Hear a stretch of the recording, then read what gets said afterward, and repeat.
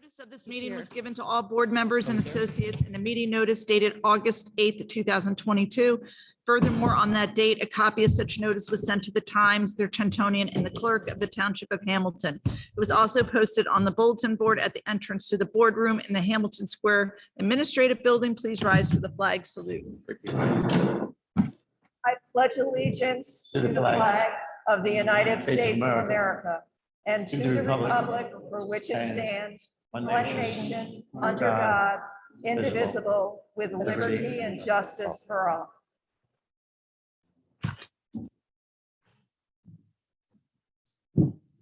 Call roll. Hey, you got a fancy seat.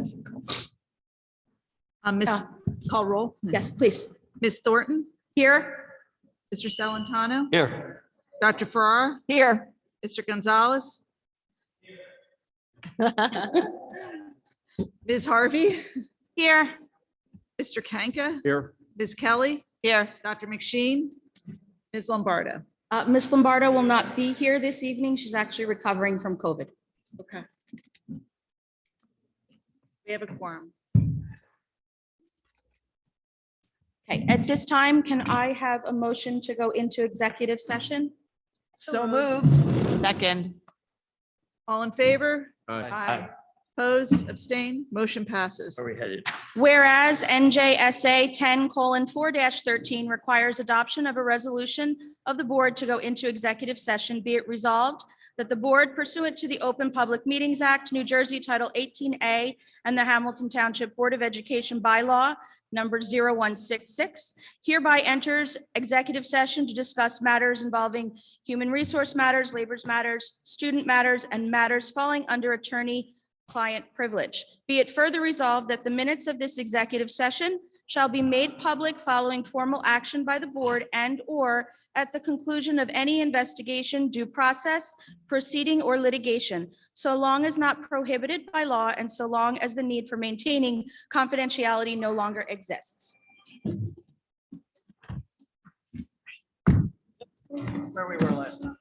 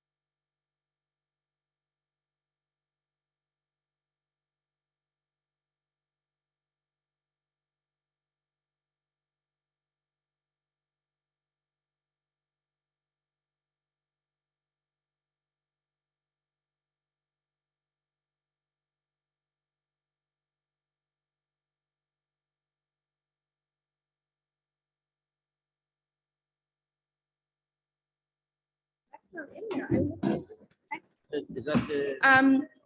So thank you. So we're going to start with our announcements of the board. So if I can go to the superintendent's report. Good evening and thank you. Good evening, everyone. I have a couple of items for this month. I'll start with the health curriculum. As the Board of Education has reported out for the last 2 months, there will be no vote tonight on the state's new health standards. The board has been very transparent about the deliberate process they will take moving forward. Nothing has changed since we first reported to our community that they will be going through this review. Some parents have reached out to us about aftercare and before care. I know some parents are concerned because their children are on the wait list. I'd like to let you know that Dr. Altabello and I have met with the YMCA several times this summer. The most recent time was on Friday, and students have been taken off the wait list and will continue to be taken off the wait list. Last Friday, the YMCA was doing interviews all day to fill positions. I also talked with the CYO. Their staffing is where they need it at this point based on enrollment. So we expect to have numbers on the wait list to reduce, and they expect that. So we should get an update again this Friday. New staff orientation. Next week, we'll be inviting all of our new hires to the district and those that were mid-year hires last year to our new staff orientation. This is a 1-week orientation that we work with our new faculty, working with them and bringing them up to speed on expectations and activities in the district. We're very excited to have our new staff. We're actually going to have our first meeting here at University Heights. So Dr. Disler, thank you very much. We appreciate you sharing your space with all of our new teachers. And it is a long week for them, but by the time they leave here at the end of the week, they are absolutely ready for our students. Opening week professional development. Before our students return, all of our staff will participate in opening week PD. Thursday, September 1st, the staff will attend district planned events, meetings, and trainings. And on Friday, September 2nd, the staff will attend building-based meetings. From the technology end, kindergarten device distribution wrapped up last week. I'd like to thank our technology department, Mr. O'Boyle. I think he's here somewhere. Mr. O'Boyle is here, and his department do an outstanding job when it comes to technology in our district. And they did an outstanding job distributing devices to our students. So thank you very much. All students new to the district or any other grade level who need a device will receive it at the beginning of the school year. On August 1st, I sent out our community update for the start of the year for our families. It's available online. Last year, I provided 21 community updates through the school year, along with hundreds of informational posts on our district website and social media feeds. These social media feeds include Twitter, Facebook, LinkedIn, YouTube, and Instagram. We also provide dozens of district and school updates through our robocall text messaging service. If you are not receiving those messages on your phones, please go in and look in your spam folder in your email. You may need to make that a real sender. And there's information on that in my community update. You can sign up for School Messenger. You can sign up for other services. We have a link on the community update. You can follow our Twitter, our Facebook, our LinkedIn, our YouTube, or our Instagram page, or all of them if you like, to get additional information and get timely information. We provide timely information to the community throughout the year, and we also share the great things happening in our schools every day. Parent portal. So a lot of parents ask us, because their kids are asking them, when is Power School opening up? It's going to open up in 2 stages. On August 19th, Power School Parent Portal will open for filling out the annual back to school information update and technology laptop AUAs. So if you're like me and you're a parent who's been here a long time, you'll remember that we used to have to fill out the forms in triplicate, right? There are different colors. My hand would hurt at the end of the night. That was my job, not my wife's. And now we do it online. So you only have to put it into the system. Okay, so that'll open up on the 19th. And then you will find out on August 26th at 4 p.m. Power School portal will display the class assignments and student schedules for the 2022-23 school year. High schools, middle schools, this is where your children will get their schedules. A lot of our elementary schools are beginning to use Power School to put up the homeroom teacher. So please take a look at that. Some of the schools are still mailing that home to you, but please look at Power School, especially if your kids are middle school or high school. I'd like to congratulate our students who received the Seal of Biliteracy. We're proud to have over 550 students who have earned the New Jersey State Seal of Biliteracy since the program began. We have a wonderful video about the program on our YouTube channel and on our website. As we get ready here, we're excited to have our students back.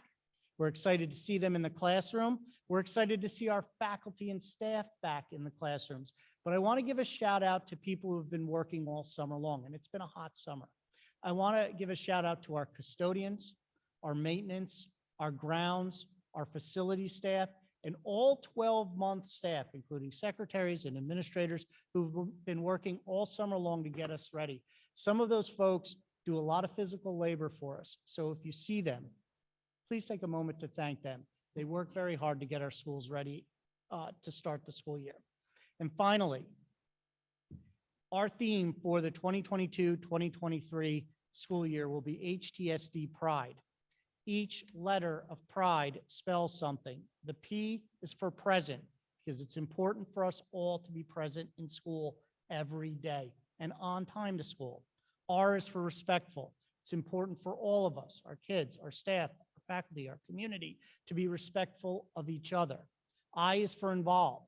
We want our kids to be involved in things outside of the school day, because we know children who are involved in school outside of the school day are more productive academically. Determined. We want kids to be determined to be good in school, to be good academically, and all the extracurricular activities that they do. And finally, educated, because why we're here is to educate our students. So you will see a lot of information about HTSD Pride as we start the school year and throughout the school year. I look forward to seeing all of our students, all of our faculty and staff, and everybody as we start school on Tuesday, September 6th. And that ends my report. Thank you. Thank you, Dr. Rocco. So now we move on to any announcements from the Board of Education. Would any members like to make an announcement, Dr. Ferrara? Thank you, Mrs. Thornton. I would like to thank the community. I have, from my seat, talked a lot about Donors Choose. And I like Donors Choose because it is a platform that allows teachers to present projects that they need funding for, and it allows people in the community to help fund those projects. This is the second Board of Education I have sat on. I sat on one in New York, and all the time we talked about how can we keep those people whose children have left school involved in the process, and Donors Choose is one of the ways to do that. So we have been using Donors Choose since 2018, and there have been 733 donors that have funded 212 projects in the district since that time for over $90,000. About 168 of those donors are from out of state, and the rest of them, I presume, are really from our community, but some of them could be from the state as well, and that's about 565 people. We have had a number of projects that have been funded just in the last couple of weeks because there have been what are called challenges. So clinics put up money for specific kinds of projects. And one of the Greenwood teachers was able to take advantage of extra funding through Kleenex.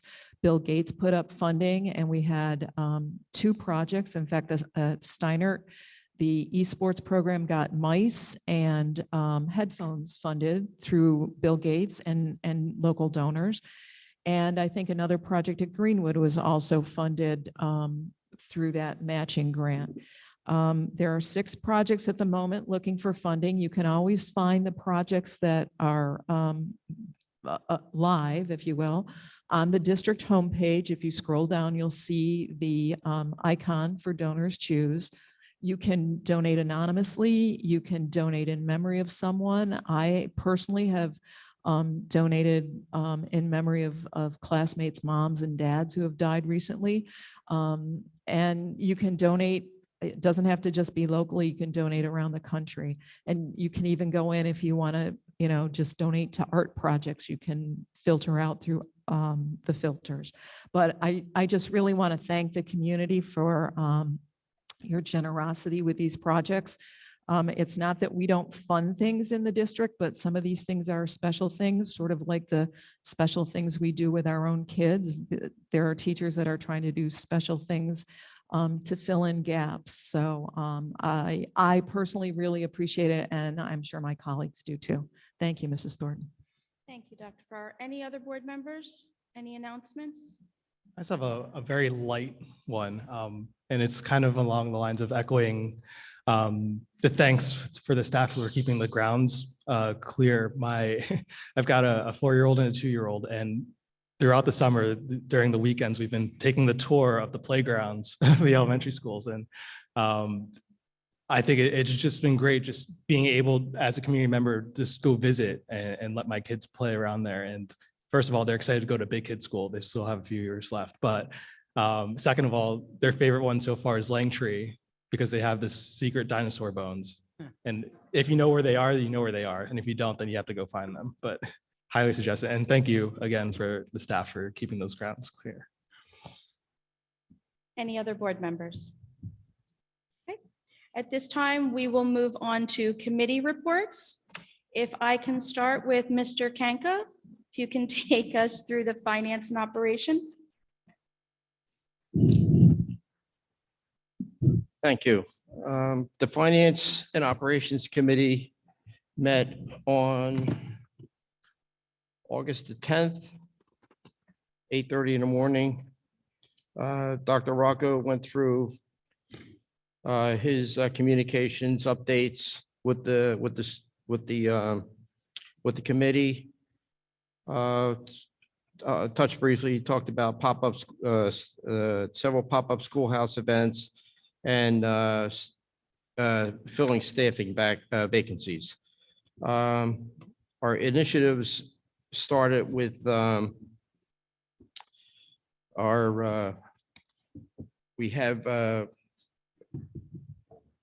we're in the district is in the state health benefits plan, and there's been a challenge with the district and with the budget committee on the projected increases in health benefit costs under the state health benefit program.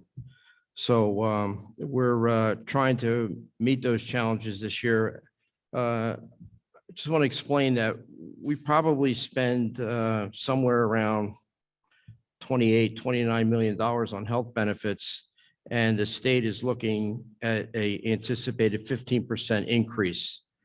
We moved into that plan with the anticipation of saving money for the district, which we did in the previous year, but now they're hitting us up with this tremendous increase. So we're looking into that, and hopefully more to come in the future when we try to resolve this unprecedented situation. That's our really one of two items that we had a real big challenge with the budget this year. We did talk a little bit of Mrs. Aldino discuss the growth enrollment within the district, and with special needs, resource rooms, self-contained classrooms, on the spacing challenges that we have. And like I say, it's like a moving target. We're trying to be as efficient as possible with these classrooms and with the projected growth of the district as we can. So we're not saying people aren't going to be without a classroom. We're just saying it's just a bigger challenge for the administration. And we'll get through all this and we'll get this all worked out. Like I said, we had budget challenges with the anticipated health increase to the health benefits plan. We also had significant increases to transportation costs this year. But I would like to report that I spoke with Mrs. Atwood earlier, and all of our routes are covered at this time. And but like I say, there's some routes that actually increased they literally almost doubled. So there's some challenges there too that we're working through. But like I say, all the routes are covered. The children will have access to those routes, and we'll be able to get to school the way we planned. We also talked about a lot of the increases in our services that are being provided to the district, and the challenges there with the cost of those services. And then let's see what else we have here. Then we moved on. We have a situation at Bell Avenue, as everybody knows, with the parking situation with the school buses that we lease. And we're trying to negotiate a new agreement with the landowner over there. Our current lease expires on September 30th. So we're in the middle of trying to get that situation resolved so we can have some place to park our leased buses. Then we moved into the summer of 2022 project update. We were having some manpower challenges at one of the school at Mercerville School, but it appears to be still on schedule. They've continued to work on the weekends, and they extended the daily hours. Our construction manager is working continuously with the contractor to get this work completed before school starts. And if anybody remembers, several months ago, I think it was the end of the year, sometime in June, we had a sewer pipe issue behind Mercerville School.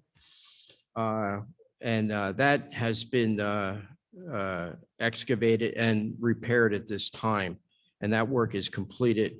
So now the work at within the school with the ventilator units, the boilers and stuff like that can proceed, and hopefully this will be done on schedule and be ready for the start of school. We still have the scheduled delay of the walk-in units for Bryson Reynolds, which I reported is supposed to be in October. That has not changed at this time. All of our other projects, Langtree, Morgan, HVAC, north bathrooms, flooring throughout the district are all on time or nearly completed.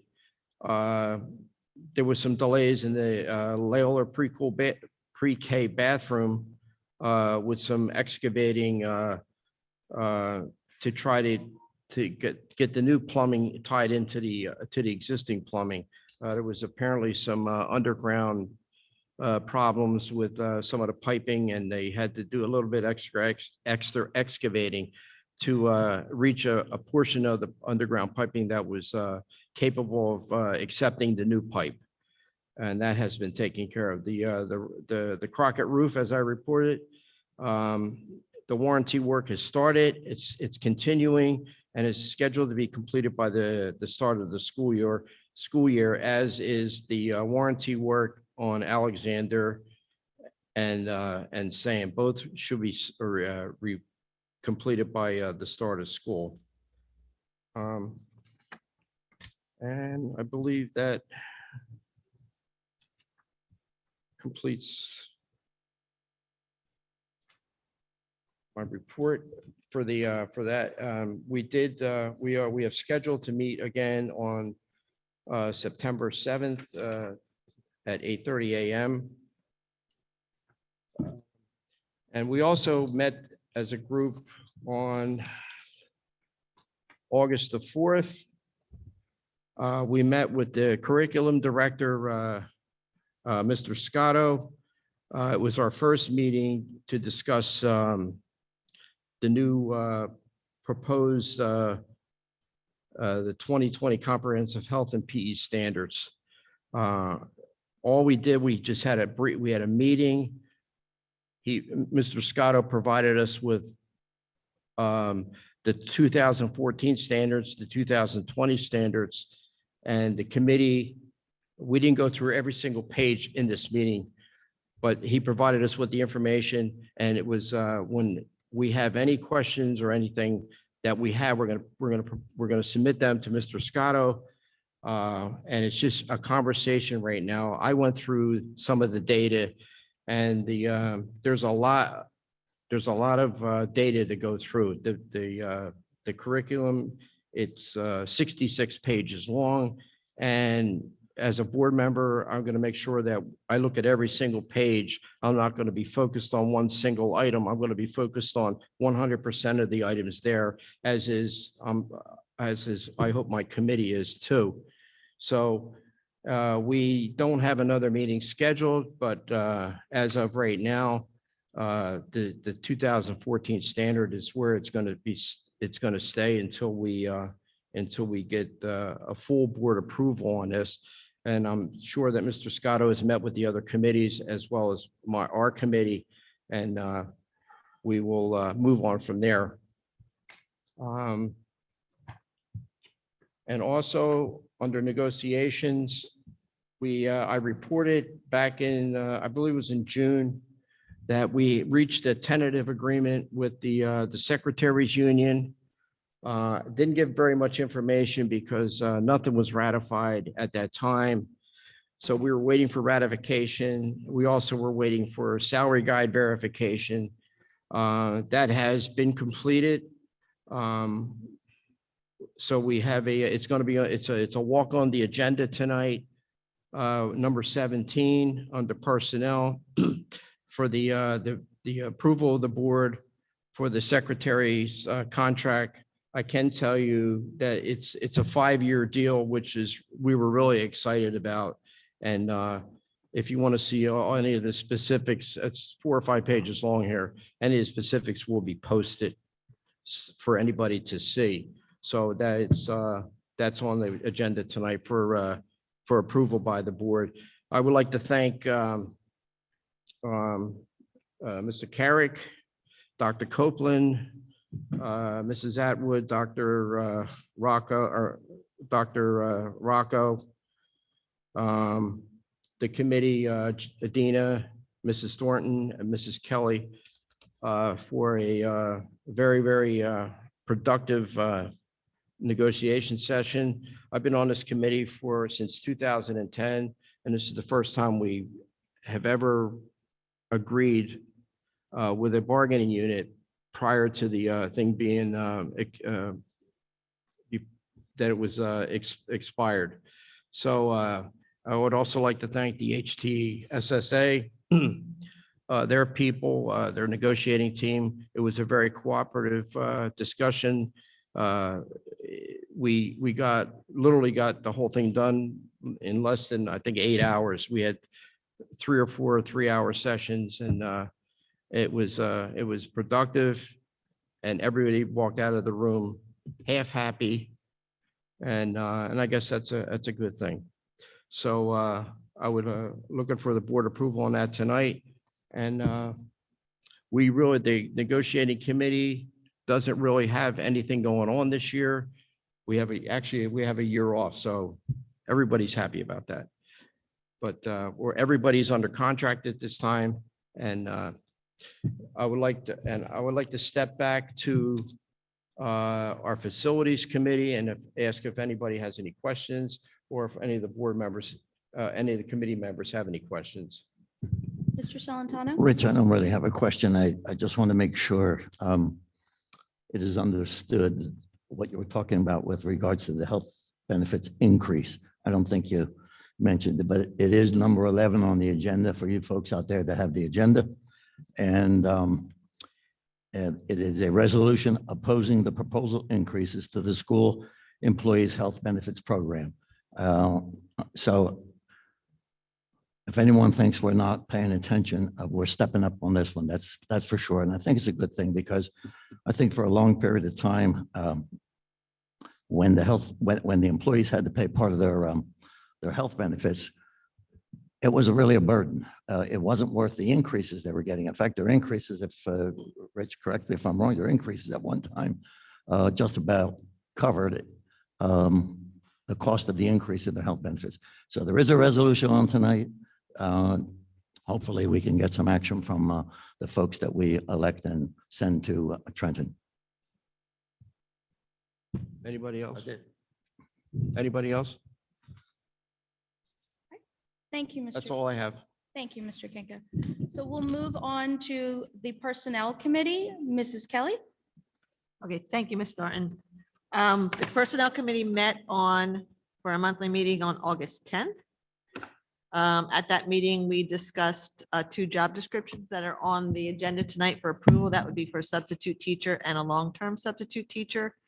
We talked about our proposed rates for the substitutes, and each one of them is an increase over our pre-COVID rates. So that's good news. Hopefully we'll be able to fill more substitute positions. We talked about residency. We talked about the whole healthcare cost resolution that Mr. Kanka and Mr. Salantano just spoke about. We talked about,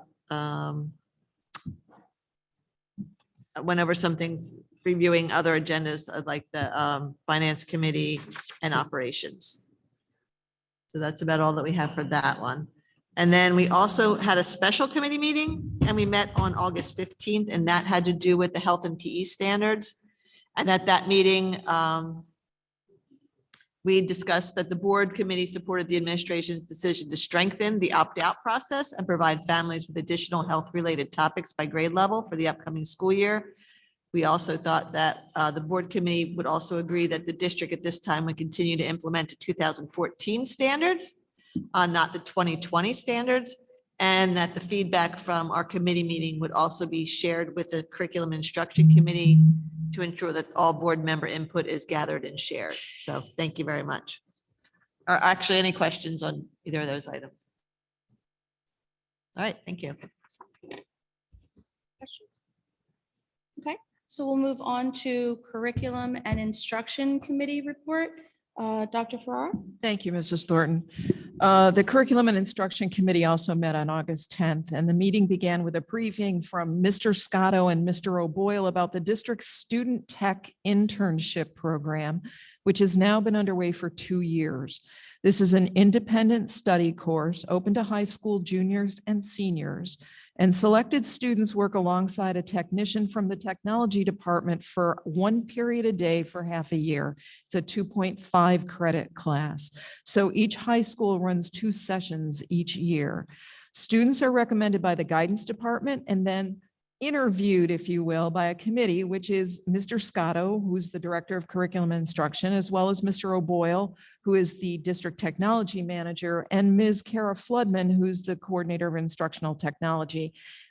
And we say interview, it's, you know, they sit down and talk with the students to figure out who, we have a limited number of positions, but it really is an interview, and it's designed to sort of mimic an interview that you would do for a job. In addition to getting real-world interviewing and work experience, participating students keep a daily log of tasks that they complete, as well as answer reflective questions aligned to the technology standards. Feedback from the students involved in the program has been very positive. One student wrote about customer service. Quote, "I was able to see how to properly talk to teachers and students about tech issues and how to resolve the issue. The customer service aspect can be brought into many different fields and is always a skill that people should learn. Another student wrote, quote, "Honestly, this internship has made my interest in the IT field higher and helped me get an insight of what working in general and what working with others in a work-related environment really feels like." Mr. Scotto told the committee that this program, of course, will continue, but it will also serve as a model as we go forward, as the curriculum instruction department thinks about designing similar programs in the future. The committee also reviewed revisions for 6 different curriculum guides, including standards for 4 high school courses: Introduction to Electronics and Robotics, Graphic Arts 1 and 2, and Telecommunications 1 and 2. The committee also reviewed 2 middle school guides, one for band and one for orchestra. The Intro to Electronics and Robotics is open to students in grades 9 to 12, and added to this program will be VEX Robotics. That's V as in Victor, EX, VEX Robotic Kits and Coding. And if you want to read about the VEX Robotics, it's vexrobotics.com. The Graphic Arts 1 class, which is also open to students in grades 9 to 12, now has a website design unit, which includes industry standards for technology and design. The course was also given a new name because added to the curriculum is Graphic Arts 2. And Graphic Arts 2 is available to students in grades 10 to 12. This course builds upon Graphic Arts 1. Students further develop skills with industry software like Adobe Photoshop, After Effects, and Illustrator. This course helps students create a foundation for an art portfolio that they can submit to to apply to a graphic design program. Some of the course topics in this new class include calligraphy, product development, album cover design, motion graphics like animation, advanced graphic t-shirt design, and 3D design. And this is the one I'm signing up for. It sounds really exciting. Then we reviewed telecommunications 1 and 2. These courses are open to students in grades 11 and 12. Telecommunications 1 explores videography, advertising, audio and print media, television, and introduction to film. And Telecommunications 2 will focus on filmmaking and film production, social media, script writing, as well as learning how to create public service announcements, interviews, do-it-yourself videos, and music videos. A critical component of the Telecommunications 2 class will be learning how to develop proper social media habits. Students will apply this learning in class by creating content for either their school or for the district, which will be used for internal use only through an app called Class Intercom. The board is being asked to approve all these guides under C&I motion number 6. Motion number 10 is asking for the approval of the new high school English textbook called Springboard. A committee of teachers reviewed several options for textbooks and sent this selection to Mr. Scotto as the choice. The text is an anthology of stories so teachers can adapt their lessons based on their specific classes. The text also includes lessons on grammar and writing. It comes with a very robust online support system for teachers and students, and the anthology will be used in conjunction with full book offerings. Ms. Audino spoke with the committee about a new curriculum being used in the district called STAR, S-T-A-R, and it stands for Strategies for Teaching Based on Autism Research. The program will be used in several of the district's autism and multiple disabilities classes. Professional development and coaching will be provided for teachers using this program.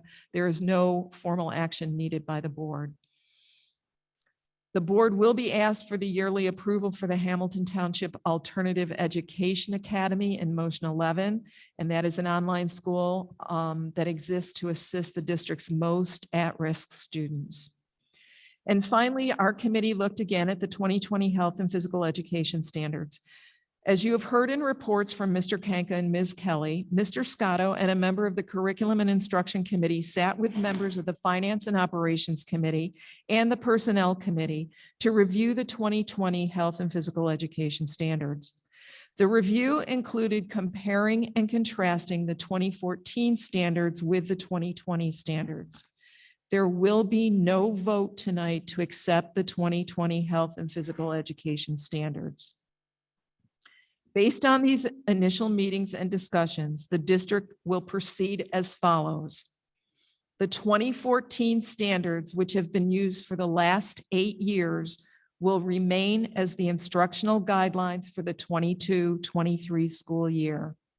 The committee notes these standards are contained in a 36-page document and also include the requirements for physical education and general health instruction. That document is on the Health and Physical Education page of the Curriculum and Instruction website under the title, Click Here for 2014 New Jersey Standards. The opt-out provision should be strengthened. We asked, and the other committees asked, and to that end, by the end of the day on August 19th, which is Friday, parents will find in Power School the form for opting students out of the 2014 Family Life Instructional Standards. An opt-out form must be completed for each student being opted out of the Family Life Instruction. Those same opt-out forms will be mailed to district homes for those who would prefer to use a paper form. The opt-out form will also be posted on the Curriculum and Instruction page of the district website under the tab titled Health and Physical Education. The CNI committee asked the director of CNI to make the curricular information about the 2014 Family Life Standards currently on the site more user-friendly. Consequently, also on August 19th, the department will post by grade level the specific topics from the 2014 standards, which will be covered in family life classes this coming school year.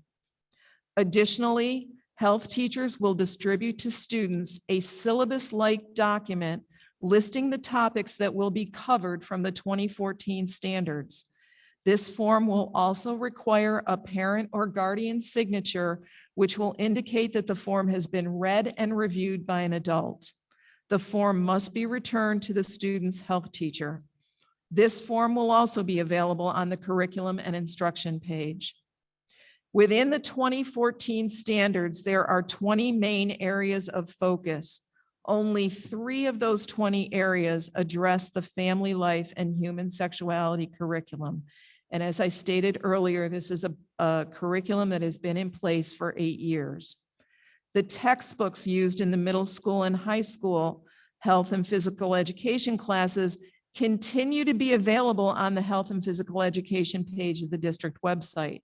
And people can go in and access the links for those books. It shows readers what is covered in each section of the textbook. As always, as chair of the Curriculum and Instruction Committee, I will keep my colleagues and the community updated on this matter as we go forward. Thank you. Questions? So we will move to monthly suspension report, which we do not have. We don't have any. We'll do monthly HIB report, which we do not have, and monthly health report. So we'll have all those back again in September. So now we're going to move on to hearing of the public on agenda items only at this time. We do have 2 hearings of the public. This one is just for agenda items.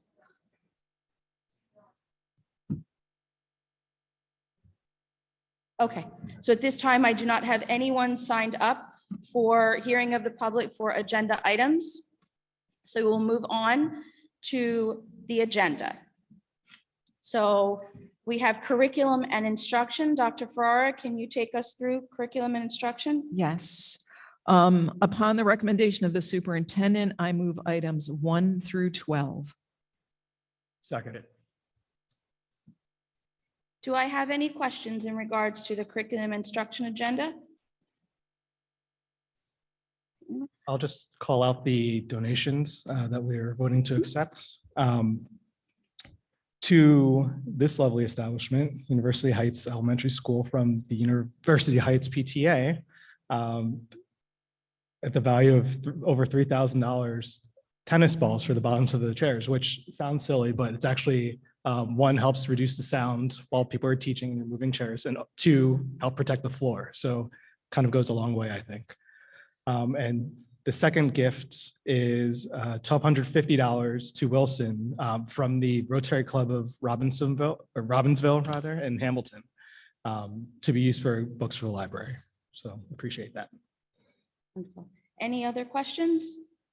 Okay, so I'd just like to make a comment. So on motion number 5, we have the William Patterson dual enrollment. It's a wonderful opportunity. I know that we spoke about it several months back, but it's just a wonderful opportunity for our students. And I'm happy to see the additional support and classes that we're providing. So thank you all very much for that. And then I just wanted to make a note to board members on motion 12. We do have professional travel events. If you are on the agenda, I just ask, take a look to make sure that you abstain if your name does come up for the School Boards Association convention. Okay?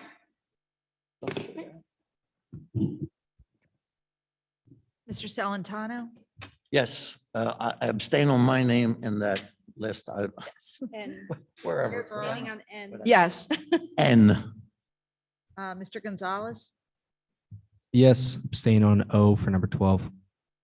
Harvey? Yes, I abstain on P. Yes to all others. Mr. Kanka? Yes.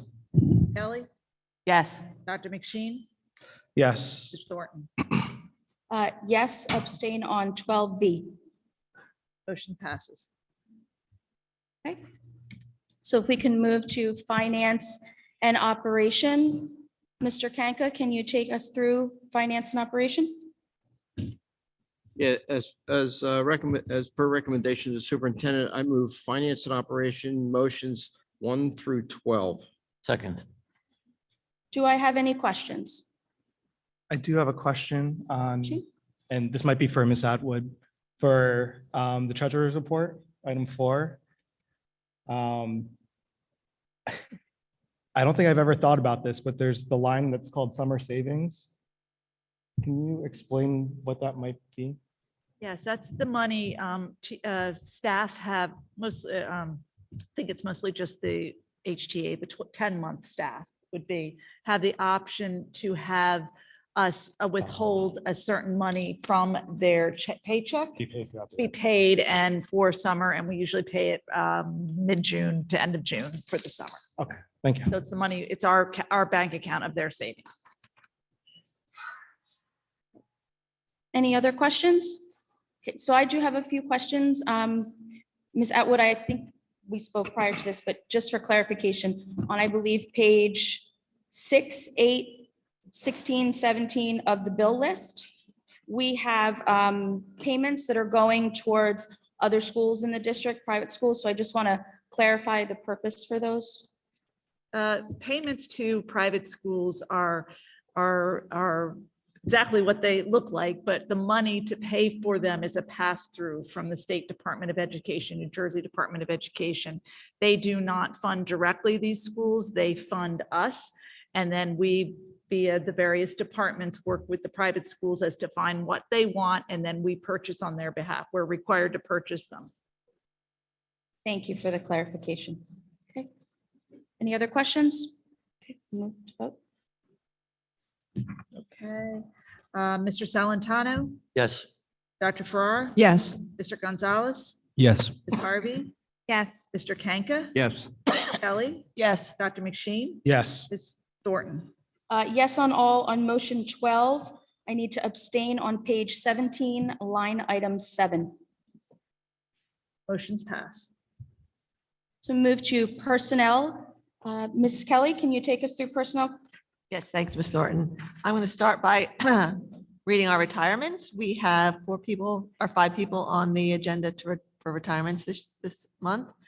Lisa, I'm sorry, I might not say her name right. Baccarelli. She's a classroom assistant for the autistic class at Reynolds Middle School and has been with us for 23 years. Linda Fucci has been a clerical at Alexander School. She's retiring after 20 years with Hamilton Township Schools.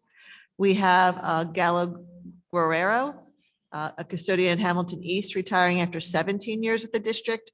Robert Abrams, in our warehouse and field services, 36 years with the district, and Ray Van Cycle, a custodian at Hamilton East, retiring after 21 years.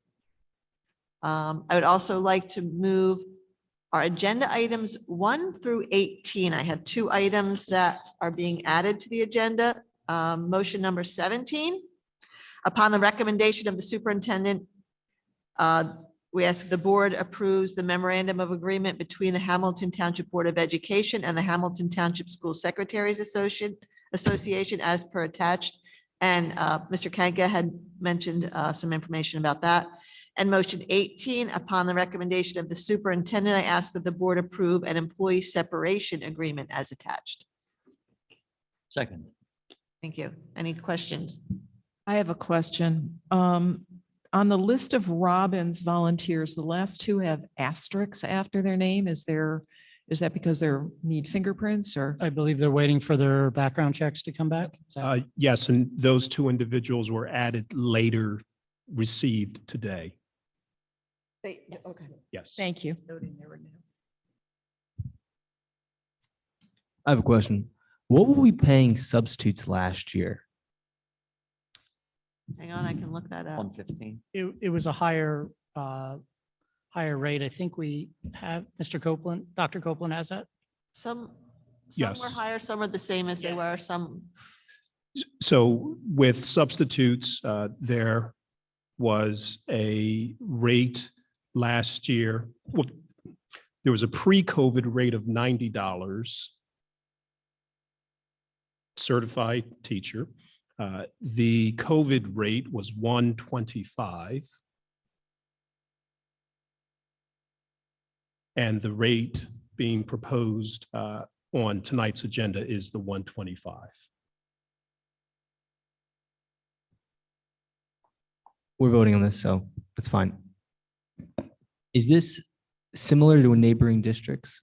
Because I know it's the same. Okay. Yeah, everybody raised their rates during the pandemic. What they've done since, I'm not sure. A lot of the discussion was to keep the rates similar to what they were during COVID.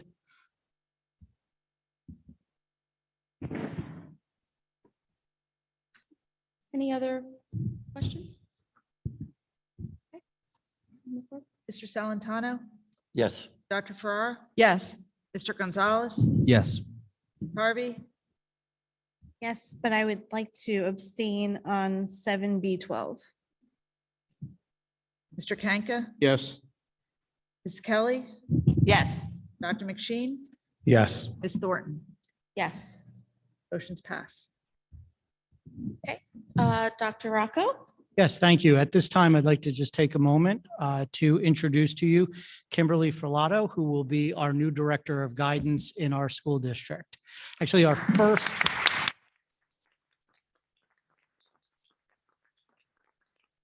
Let me correct that statement, our first Director of Guidance in our district. So welcome, Kimberly. Thank you. Good evening. I just want to thank everybody. I'm honored and grateful to be the first director of guidance in the Hamilton School District. I'm looking forward to working with the board, with the administrative team, with the staff, of course, with the students and the families of Hamilton, and I'm excited to get started. Welcome.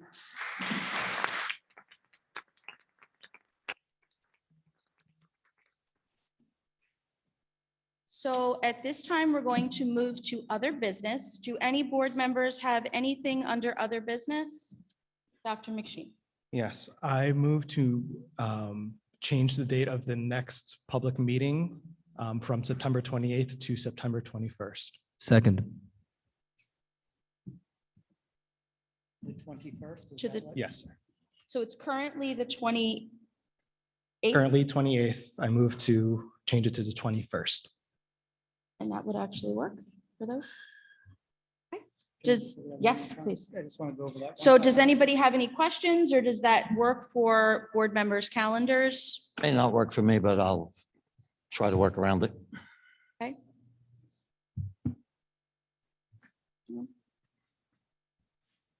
Okay. Did we want to, so did you want to make a motion in order to change that? I did. he did, and Liam second. And, Mr. Gonzalez, second, right? Yep, Mr. Gonzalez. Sorry, Mr. Gonzalez. Move forward. Ms. Thornton, Yes. Mr. Salantano, Yes, I have to abstain on that change, though, if that's a separate item. you're abstaining on that, did you say? On the change of date, yes, ma'am. Yes, okay. Dr. Farrar, Yes. Mr. Gonzalez, Yes. Ms. Harvey, Yes. Mr. Kanka, Yes. Ms. Kelly, Yes. Dr. McShane. Yes. Questions pass. Motion passes. Dr. Farrar? This is sort of new business. It's for the administration at a certain juncture, when all of you updated the agenda, you updated it so it said motion revised, it was in bold and underlined, and then there was a date. And then you would go into the document, and if, for example, it was personnel, the newest person added was bolded and underlined. And then that way, because several of us probably read the agenda several times. So this last month, and I know it's been kind of upside down for everybody, you look at motion revised and I'm like, okay, what was revised and did I already read it once? So if you could go back to that bolding and underlining and let us know when the revision was made, it kind of makes life easier for us. Thank you. Is there any other items under other business? So I actually had a few items that I wanted to ask under other business. One of them was, being that school is starting in 2 to 3 weeks. It's hard to believe that summer is almost at an end and we'll be starting our new school year. I just wanted to see, in regards to class placement for our students going into middle school and high school levels, whether they're in an honors class or an AP course or something. I just want to make sure, have they been notified of that already? And is that taken care of?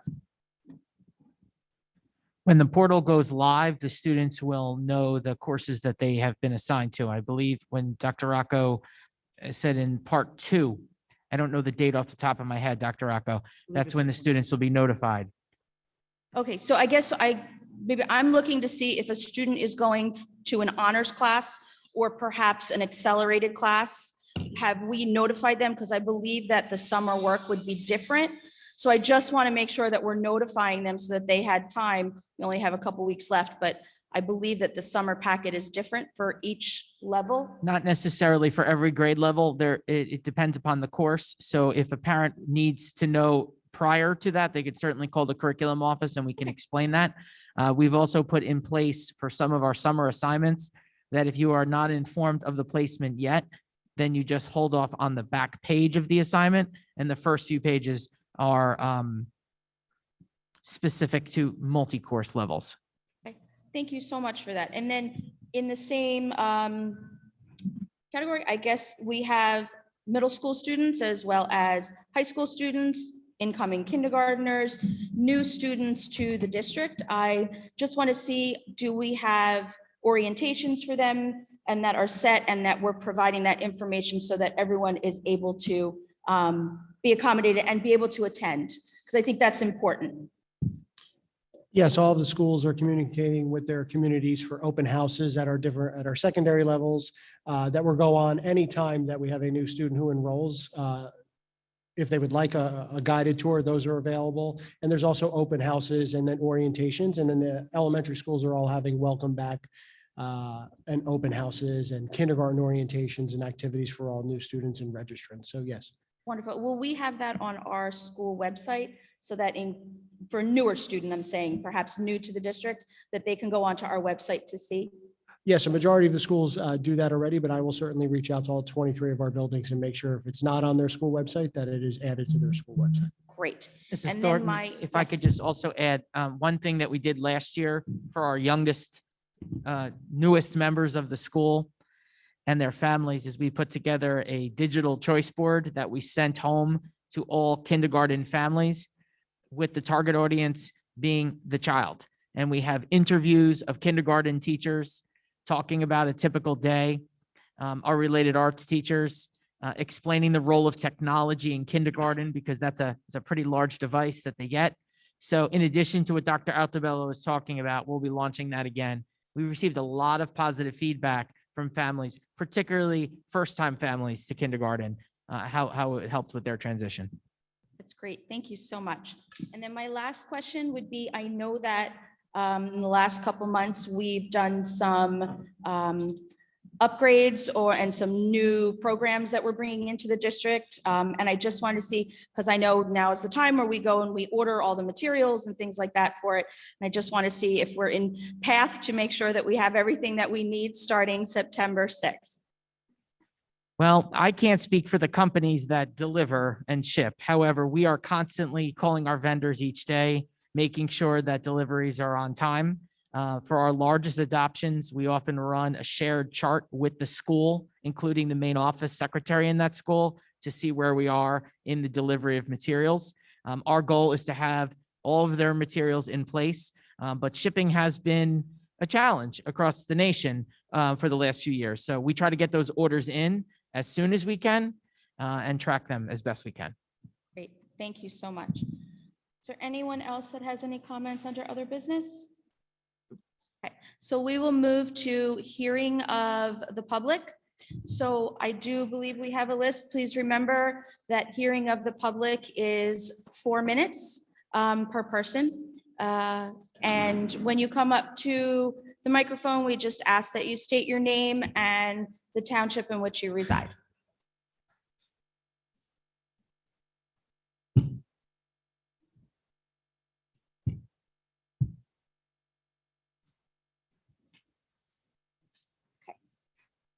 So I will start with Carmela Kearns.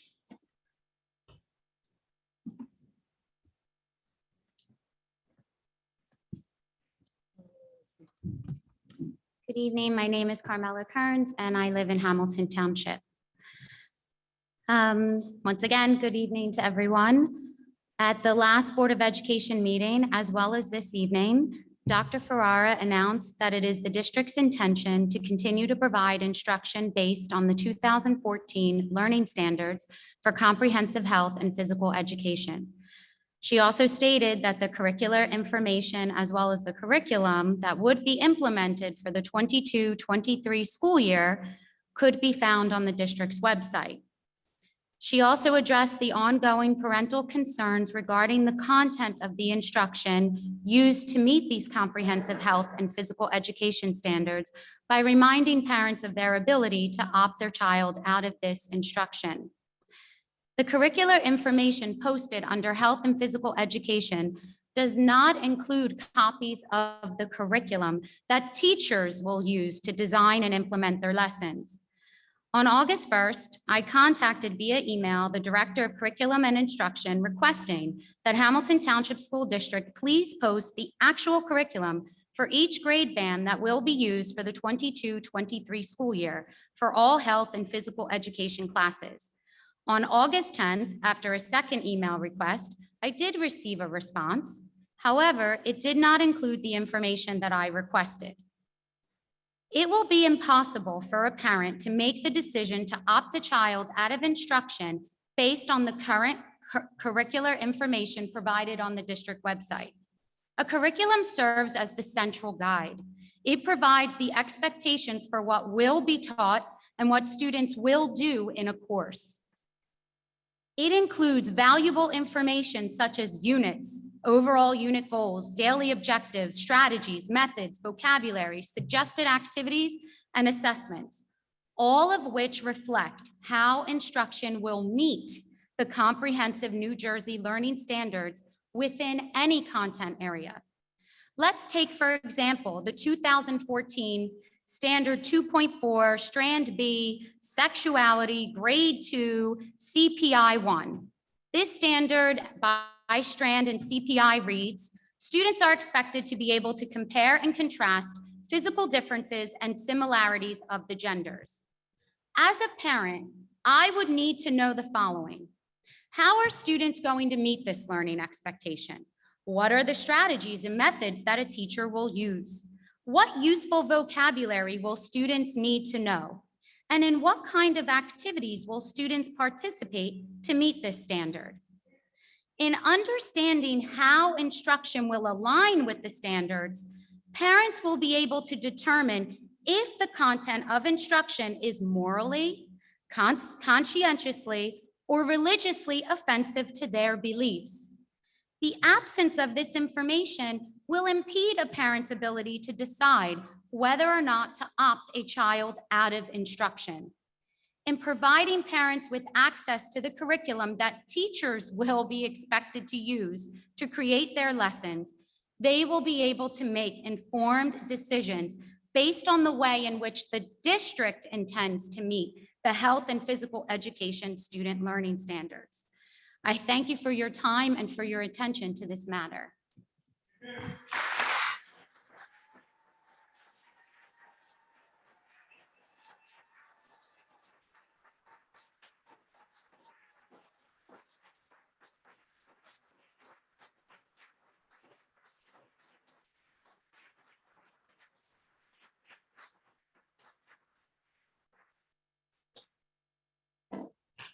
Monica, am I saying it correctly? Quaste, thank you, sorry. Thank you. My name is Monica Quaste. I am from Hamilton.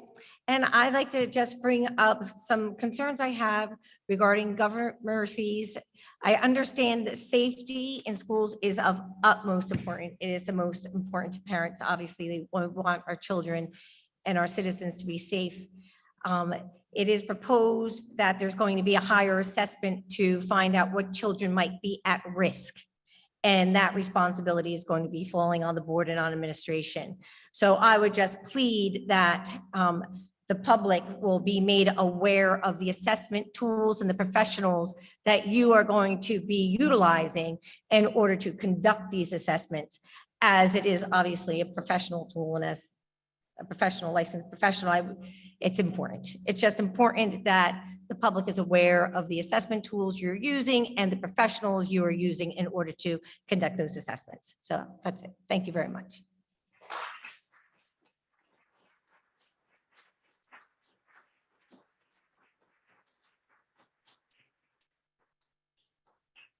Nicholas Ferrara.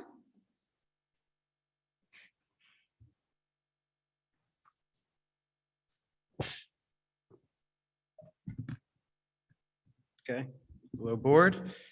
Couple things I want to discuss administration wise. First, I just want to reiterate about the health standards. I've spoken about these many times in the past. I reiterate, I believe an opt-in is more appropriate than an opt-out. We all know that there's much pushback on things like this. And sadly, a lot of parents aren't paying attention. They're too busy with their lives, with working hard, coming home, taking care of the family. They don't know what's being pushed. They don't know that second graders are being told they can change their gender just willy-nilly as if it's something they're not born with. They don't know that by fifth grade, they're being taught about anal sex, oral sex, masturbation, all this ridiculous stuff that has no purpose whatsoever in school at all, let alone in elementary school.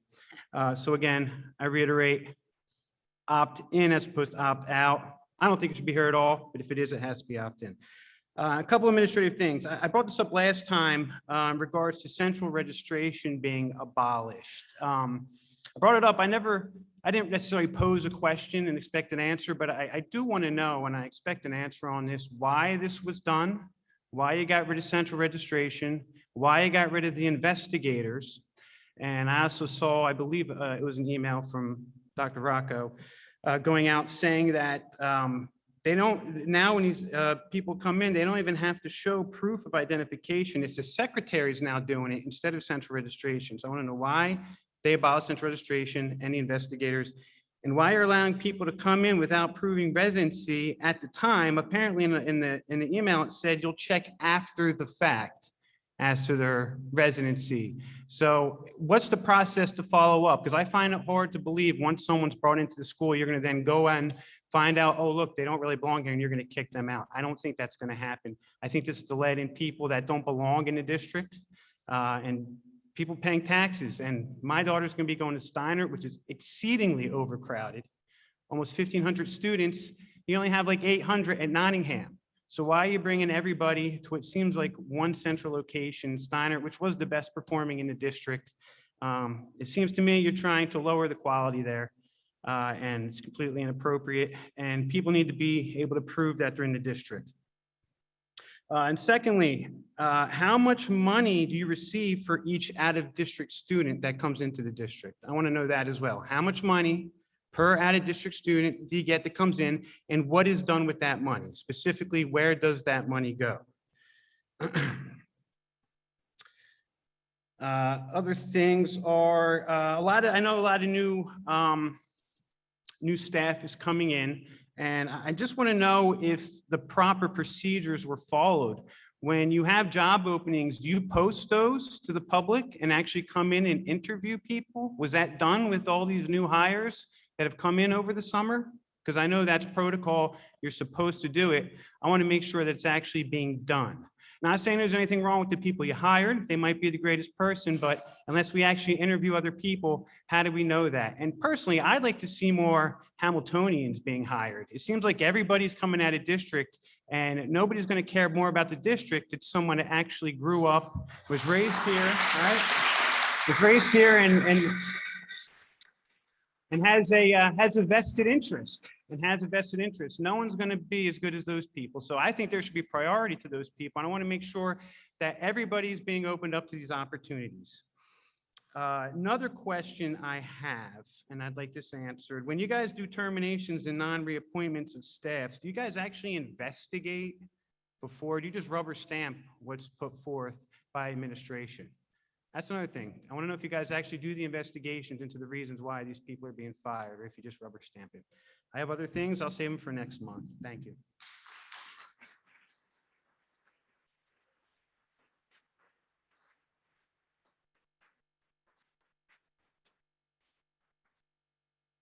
Stacy Byrne.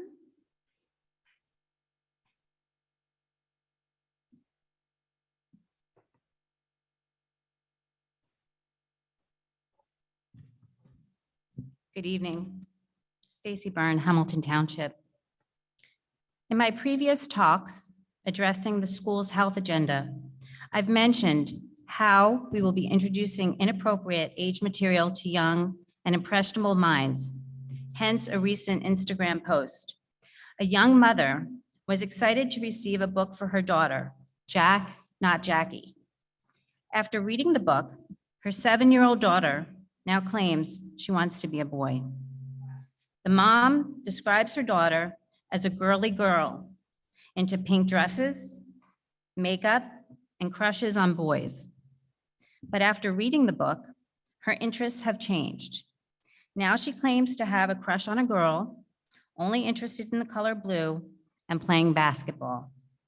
Is it any wonder that this exposure to such material, again, not age appropriate, will create confusion and possibly anxiety for our children?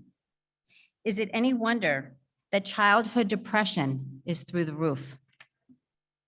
You can teach children to be kind to all walks of life and to treat people how they want to be treated. But kindness and grooming are two totally separate things. Students, thank you.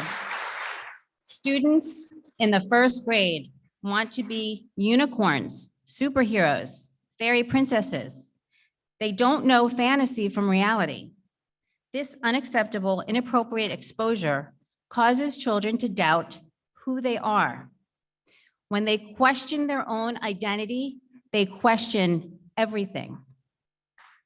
Gender ideology tells children to reject the reality their parents have taught them their entire lives, the reality of biological sex. This causes division between the child and their parents, makes them question mom and dad's views and the moral and intellectual integrity of their own parents. When children lose respect for the authority of their parents, they are much more malleable and receptive towards outside ideologies.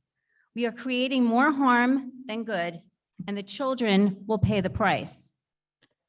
Now, Dr. Ferrara explained that there are some parents who want their children to learn about anal sex oral sex, masturbation, abortion as a form of birth control, etc.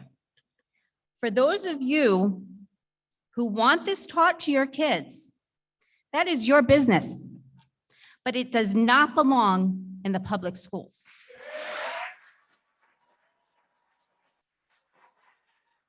There is no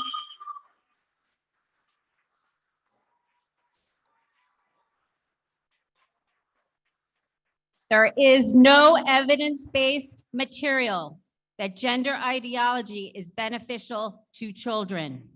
How can it be evidence-based when it's just being rolled out?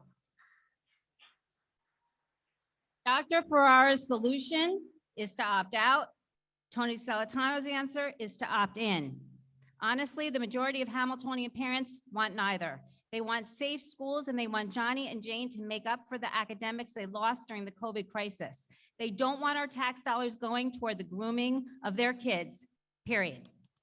However, even if a parent wanted to opt out, there is no transparency on the Hamilton website about the pending school year's curriculum, as Carmela said. How can a parent opt out when they don't know what's being taught, which subjects it's being taught in, and when it's being taught? I have in front of me a very detailed curriculum from a local school in Marlborough.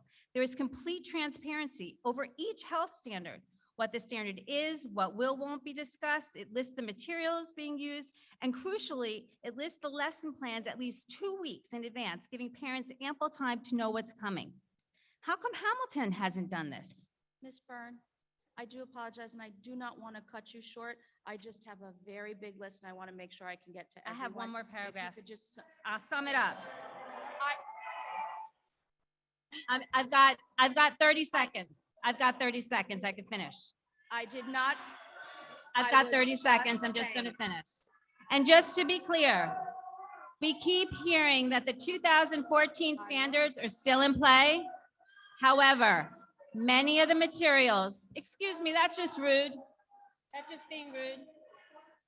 Tolerance is listening to others even if you disagree.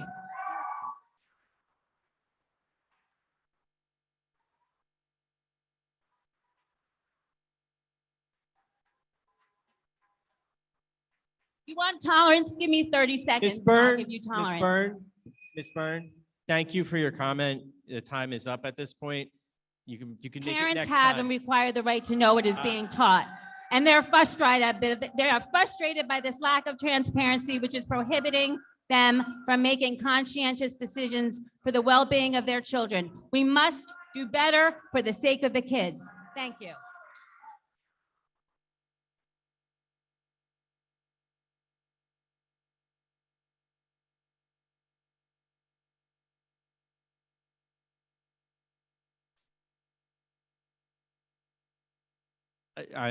Ms. Thornton, if I may,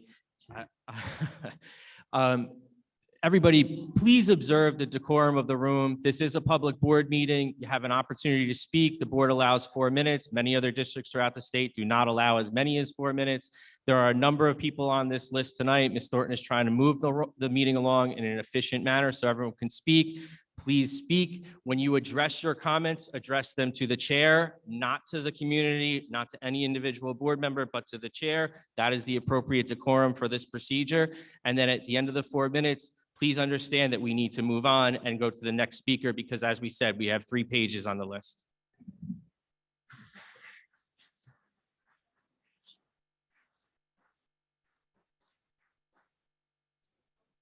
Rocco Riccio. Sorry if I said it incorrectly. Neighbor? Yeah, near neighbor. Rocco Riccio. I Riccio, am sorry. a Hamilton Township resident. Here we go again. How did we get here? Wow. I'm a teacher. And I never pass up an opportunity to present a teachable moment. So I apologize in advance. BPA, base per pupil amount, or better known as adequacy budget. That's how we got here. That's the carrot that the state dangles in front of school boards so that they can impose certain curriculums, controversial curriculums, not just the state education standard, but also critical race theory. So this calculation is done. They do a basis to see if there's adequate funding. And if not, they will make up the difference. Okay, it's called equalization aid. If there's a difference, well, ladies and gentlemen, we pay a lot in property taxes in Hamilton Township. How come we need to worship at the altar of equalization? I don't know. Maybe we should stop looking into these curriculums and these strategies that are confusing and the new shiny thing. Anybody ever know what guesstimate is?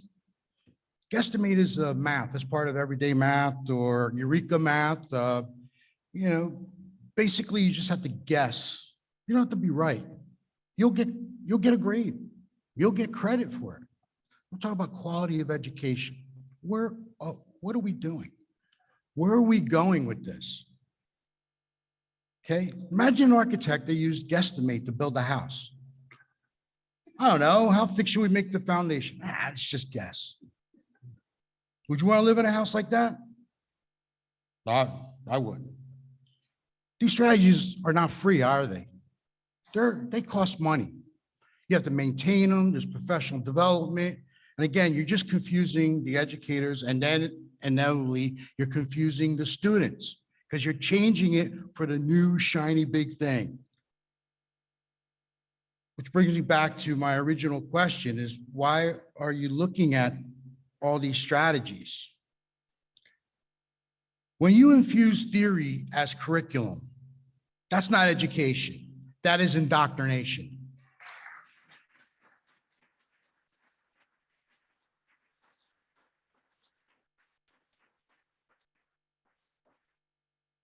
Dr. Martin Luther King once said, "Judge a man not by the color of his skin, but the content of his character."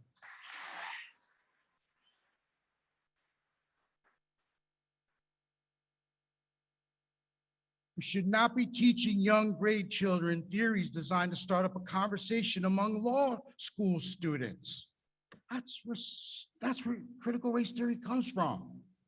So everybody, loud and all together, so they can hear us on the John Fitch way, okay, at the State Board of Education.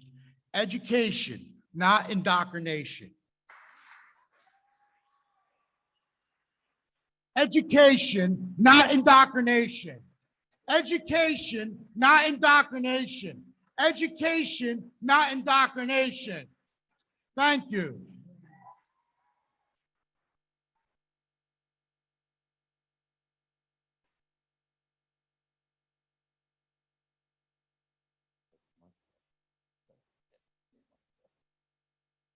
Pete Bowden.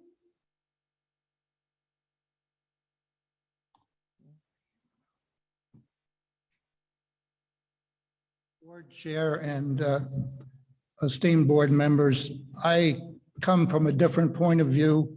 I'm a grandfather living in Hamilton whose two granddaughters are now in college, and they came through the Steiner after having been educated to some degree in the Roman Catholic schools.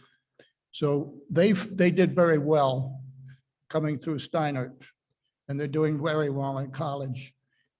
What I want to do is give a shout out of support to teaching staff who, with good character, are trying to introduce their students to many points of view and many kinds of people and many histories of our diverse country.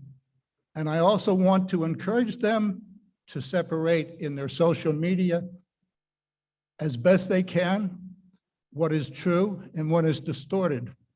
And I also want the teachers, I hope, to encourage their students to get to know fellow students and others in their community who are very different from themselves. And the more you get to know an individual that is not like you, the more the respect you will have for yourself and for others. Thank you.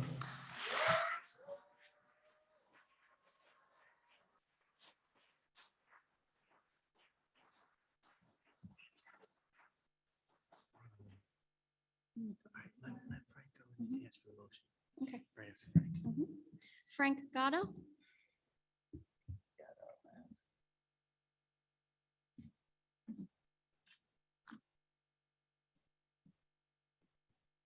Good evening. I would first like to begin with our union, and we have total confidence in administration and the school board. I know the process of evaluating curriculum, and it's a long-term thing. And I, you'll make the right decisions. I was here at May and June, and I got to be honest, I wasn't here in July because I spent time with my new grandson. I looked him in the eye and I said, what am I going to say in August? It's amazing. And, I give Dr. Rocco credit. A couple months ago, he said a moment of silence. And I was really disappointed. We had kids killed, students, young kids killed in Texas, and some of the parents couldn't even recognize them when they had to pick them up. Teachers that were killed. And you know what? I didn't hear anything out of anybody that spoke up here for 2 months. Why? Because it didn't fit the political agenda.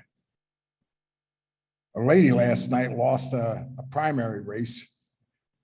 She was standing up for what was right. That lady has more guts. And by the way, I'm a Democrat. I was impressed with her. Now, as union president and our entire union, last year I received 155 phone calls on board members who were running for office. So we set up a plan, and how we do it is this. It's real simple.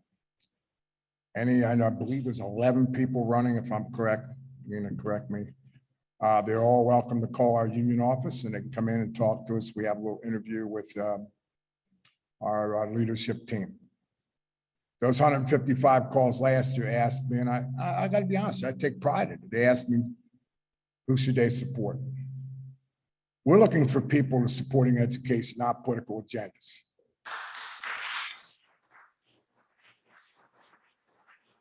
The last point is this.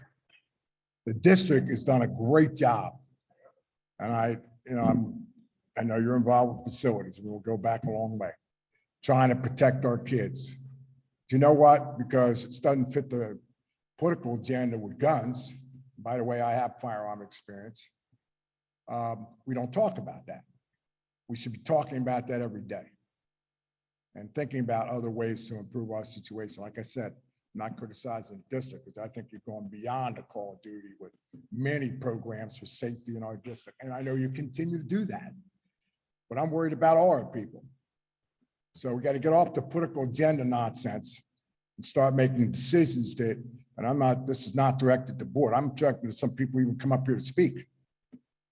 That's how we handle it. When you come in, you're welcome to come in. You just give me a call, and we'll set up, all the 11 people can come in, and we'll question them and tell them our point of views. I take a lot of pride at the fact that a lot of teachers call me about curriculum. Maybe it's because I've been around so damn long, and they figure, well, he might know a little bit. So it's a positive thing. But again, the last point is that you're all welcome. Anybody who wants to call my office, we'll sit down with our leadership team. We'll ask you questions. We're not trying to grill you, but we're trying to see what is good for Hamilton Township, the kids, the students, the teachers, everybody. We have to do this as a team. Dr. Rocco knows this. We laughed about this the last couple of years, and we said to each other, we don't always agree. What did we say? And I'm looking right at him. He knows, hey, we're in this alone during this pandemic. And how did we get through this? It deserves some credit. This district did a heck of a job during the pandemic. Every one of you, and you know, because I had the superintendent sitting right next to me and we were passing out food at both ends of the township, if I'm correct. It wasn't just the one end, okay? So that's my point. Thank you. Have a good night. Thank you.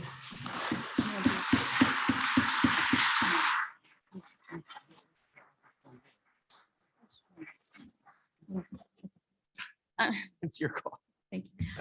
Patty Adanizio. Butcher it. That was good. Thank you. Good evening. In the 5 years that I have served as the vice president of HTEA, I have spoken only one other time at a board meeting that I can recall. I credit that to the solid professional relationships our association has built with our board members and senior staff. We may not always agree on certain issues, but we always agree to work together for the best interests of our students, our staff, and community. For that partnership, I am grateful. At last month's board meeting, there was a comment made from the public regarding the collective bargaining agreement that I believe needs further clarification. This comment was made in reference to the, quote, current gender and sex or health curriculum, which is not in the current CBA, the collective bargaining agreement, end quote. It is important the public know that none of the curriculums are in the HTEA contract. You will not find the ELA, math, science, social studies, health and phys ed, Spanish, or any other curriculum in the collective bargaining agreement because curriculum is not a negotiable item. Curriculum is something that comes from the State Department of Education. It is not negotiated. It was also stated with respect to the 2020 health standards that, quote, teachers who aren't qualified to teach it and don't want to teach it don't have to, end quote. First, I am confident that the staff of this district is most certainly qualified to teach the subject matter to which they are assigned. Additionally, this statement implies that because none of the curriculum is in the contract, we don't have to teach what's listed in the curriculum. Does that mean that I should choose not to teach surface area of a prism to my 7th grade math students? Because if that's the case, I'm going to have about 60 really happy 7th graders come March or April. Finally, a rather disturbing statement was made from the public suggesting that adopting the new 2020 standards would bring out pedophile teachers. This type of blanket insinuation is appalling. To imply that adopting these standards would put my son, your child, our children in that sort of dangerous and vulnerable position is misguided. Reckless statements such as these are insulting to not only the staff of this district, but the entire staff in the entire state of New Jersey. It's my hope that any confusion regarding those statements made with respect to our contract is rectified. I'm not here to defend those standards. I'm not saying adopt them, don't adopt them. That's not what I'm here for. But I am here to say that I'm proud to be a staff member of this district, and I'm humbled to represent and work beside 1,400 employees of this district, employees who are qualified, dedicated, talented, and they work tirelessly for this community. Thank you for your time.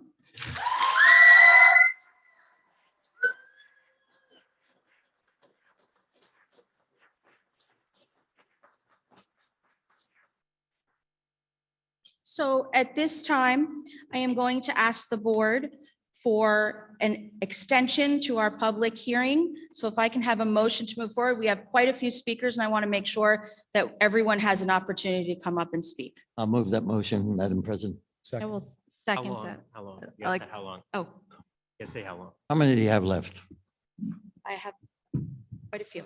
Can, Like Can we do- 10-ish? Can we do another 15 minutes and see if the folks would reduce their, unless they have to, That's fine. reduce it to maybe 2 minutes? We're just trying to be fair so that everybody has an opportunity to come up. and I'm good speak. for another 15 minutes. Okay. so the motion, to be clear, is that we extend for 15 minutes and limiting each new speaker to 2 minutes.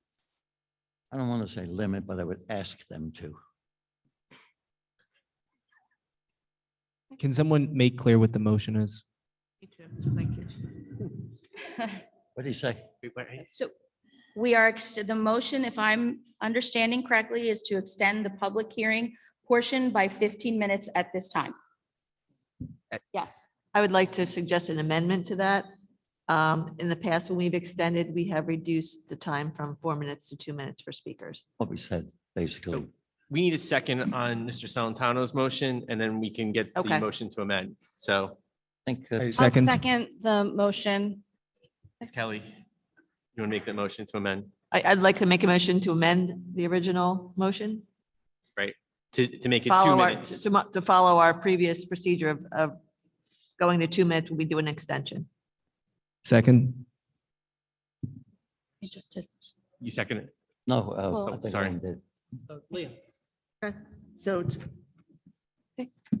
have to discussion vote on the amendment. extension Any first. discussions on the amendments? Have to vote on the extension first, am I correct? No, we do the discussion on the amendment right now. Just real quick, one So thought. if I understand, we're making a motion to extend this by Mr. 10 minutes? Salentano's original motion 15 is to minutes. extend the time by 15 minutes. Right, Ms. and Ms. Kelly's Kelly made a says motion to- to amend that takes precedence over Mr. Salentano's motion. Okay, That has been seconded. Right now, it's a discussion on Ms. Kelly's amendment to the original motion.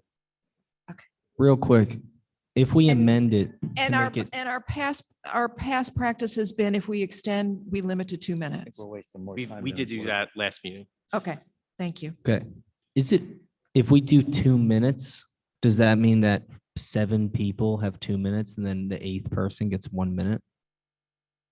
You could probably go to 16 minutes. Ms. Thornton, Well, not every, yes. can you comment on how many people are left on the list? Approximately. Some have left. If I may point out, Madam President, You have about 13 individuals, and I would really like to make sure that All right, everyone has an let's just do the 30 minutes and then 2 minutes a pop. Okay. So that's another amendment. No. So the first thing we have to Any other decide is, discussion on the amendment in regards We can to vote the 2 amendment down minutes? and then do another one. Okay, Ms. Atwood? All in favor? aye. Aye. Opposed? Abstained? Motion passes. All right, so the motion now is amended. It's 15 minutes, 2 minutes per speaker. And that's the pending motion right now. And we can extend after that? Well, that's a pending motion. That motion hasn't been accepted. I understand that. But if we do 15 minutes, run out of time, we can extend again. correct. Okay, thank you. if, Okay. if I may, you have how many left? How many? 13. 13, so you're talking about, So I just want to get everyone to be able to. well, speak. you know, look, we started the original one at 7:29. It's 5 after 8. So we exceeded the 20 then. So we're going to leave it up to you, Madam President, because I think if you're doing a good job tonight, let's run the board right and let's Thank move on. I'm ready to go. Ms. Atwood? So Oh, this is I'm a sorry. motion to extend the public s- hearing 15 minutes. You want me to call it? I don't know. I was going to say, I'd like Mr. Gonzalez's suggestion that we do the math. If we And just like go if 13 straight to people at 2 30, minutes apiece, that's then we don't have to 26 do this minutes, again in so let's 15 just do it. minutes. Okay. So I would propose we do straight 30. Is that? Mr. Gonzalez, are you making a motion to amend the original motion to make it 26 minutes at 2 minutes per person? That is what I'm. Is there a recommending. second for that I will motion? second. Are there any comments or questions on that motion? Ms. Atwood, would you call the question? All in favor? Aye. Opposed? Abstained? I would remind the public that the board meeting is still ongoing and it is disruptive at times when we can't hear up here because everybody has to hear each other speaking at this meeting. So if everyone would please just bring the meeting back to order. Okay. And at this time, can I please have Joanne Bruno?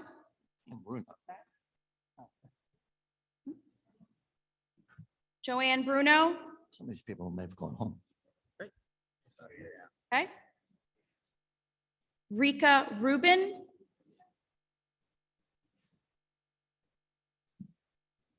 Is that first name?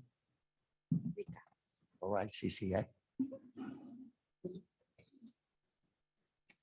Hello, school board and chair. Thank you for allowing us to have more time tonight. We all really appreciate it. My name is Rika Rubin. I'm a resident of Hamilton. I have lived here for 14 years with my husband, Peter, and my 2 children. One, Audrey, is through the Hamilton School District, and my youngest, Faye, is still here. They both identify as LGBTQ. They and their friends and the other LGBTQ students in our district, in our state, in our country, in our world deserve representation. They deserve to be heard and seen. I would also like to say that in response to a comment made earlier today, that there was a study in Pediatrics Magazine that just came out a couple weeks ago that debunked, it covered 200,000 adolescents from 2017 to 2019. And it debunked the theory that just because kids hear and learn about LGBTQ issues, that it turns them into transgender and diverse gender kids. It doesn't. We need more representation, not less. And with the current standards we have, people can opt out. And if they have any hint that this is not something that they want their kids to listen to, they can opt out. But I hope they won't. We need to give our children knowledge, and we need to teach them critical thinking skills. With these two things, then our children can make decisions, good decisions for themselves. Thank you.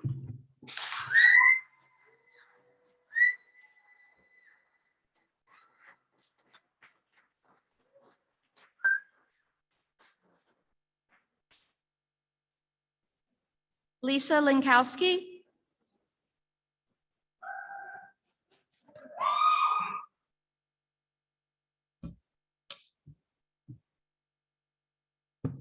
Can we shut the door maybe? Because there's a lot of noise coming from out there. Thank you. Is that okay?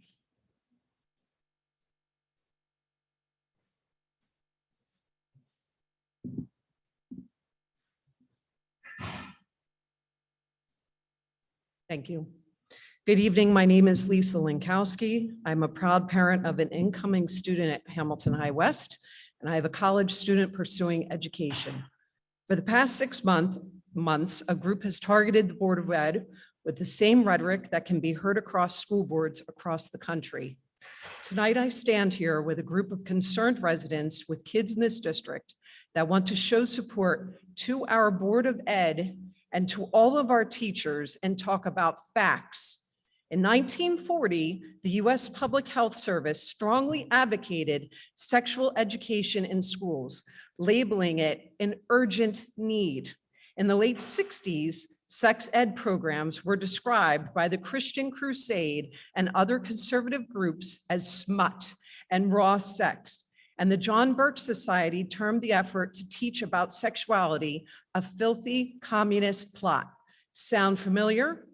Evidence shows that this education did not promote sex, but in fact helped delay sexual activity and reduce teen pregnancy rates. Yet here we are, 50 years later, hearing the same tired rants, except this time teachers are being called groomers and pedophiles, which is deplorable.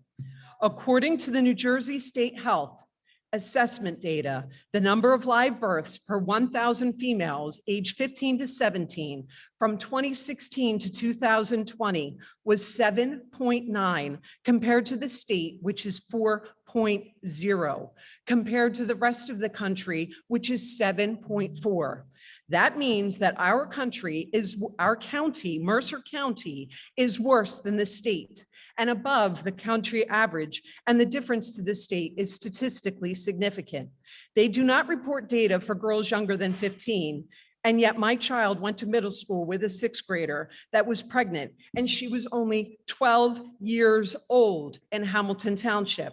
Hamilton, this is not Mayfield. We are not on Leave It to Beaver. This is reality. If residents do not like these things being taught, they can opt out, homeschool, or attend private school. There is a separation between church and state.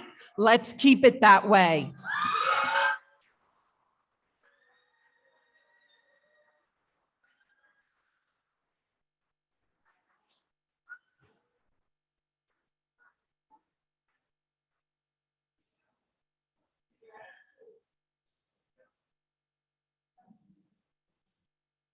Melissa DeFelice.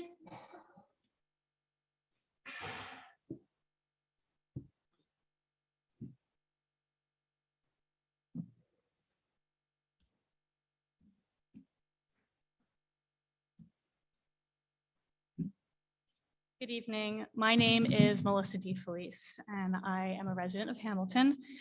I'm a concerned parent of 2 young children that just started in the Hamilton education system, and I'm also really concerned about a lot of the misinformation that's going on, and to keep my statement short, because I know we're short on time, I'm going to skip to some important parts here.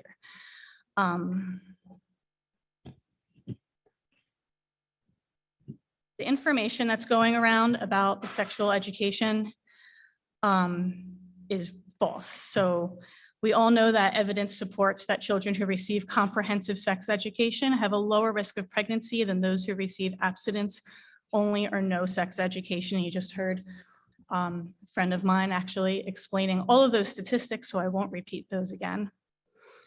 But these unfounded fears that comprehensive sex education standards will encourage promiscuity, or that teachers are grooming, or it would lead to the grooming of children, or that children will all of a sudden decide that they are transgendered, that needs to be put to rest. It's the responsibility of public schools to provide children with facts. A parent's role is not diminished by facts, but belief systems have no place in dictating public education. This is especially true when our community is composed of many belief systems. Public education needs to represent all of the community members. We have families of many religious beliefs, families of no religious beliefs, and many LGBTQ families as well. The misinformation seems to highlight issues around transgender and homosexual individuals as being especially inflammatory and in need of protest. But in public education systems that serves all students, the personal views of such people have no place. Transgendered and homosexual students do exist, and they will always exist, whether a particular belief system wants them to or not. The children in these families deserve to see themselves as represented in the public education system. Thank you.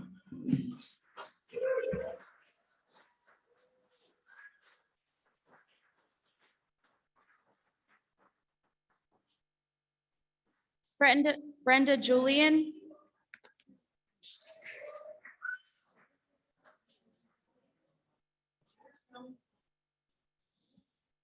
Can,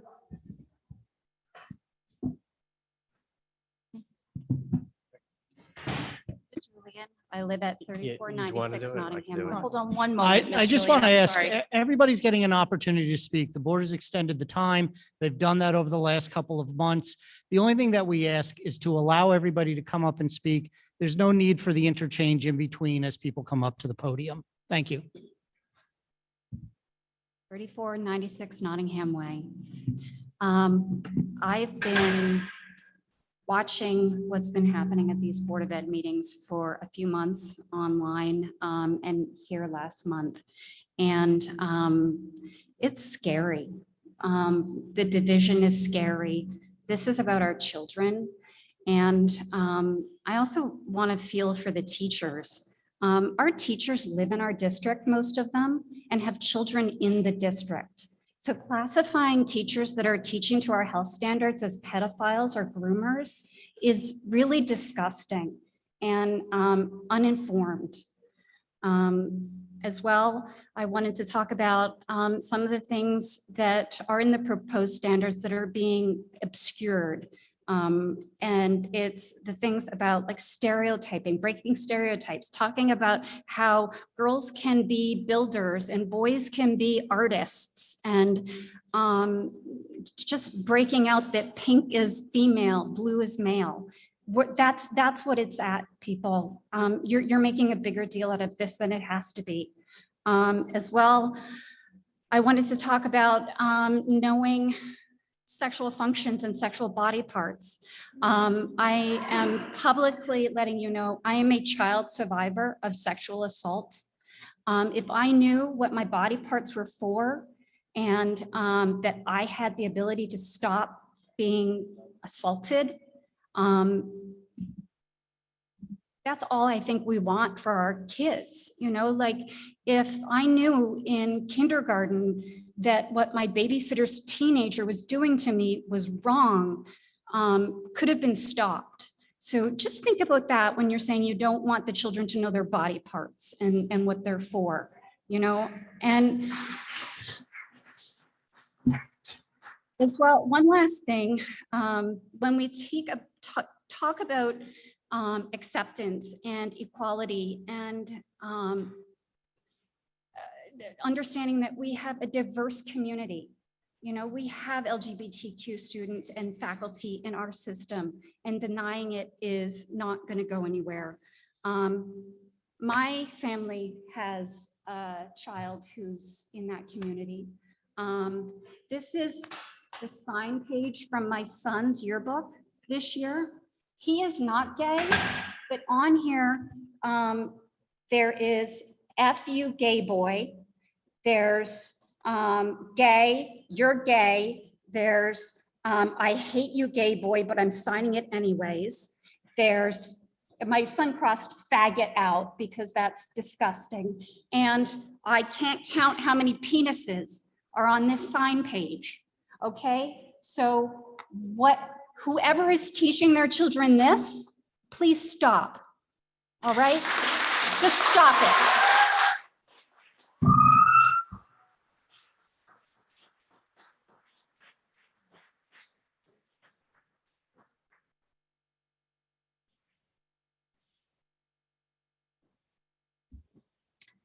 John Fisher.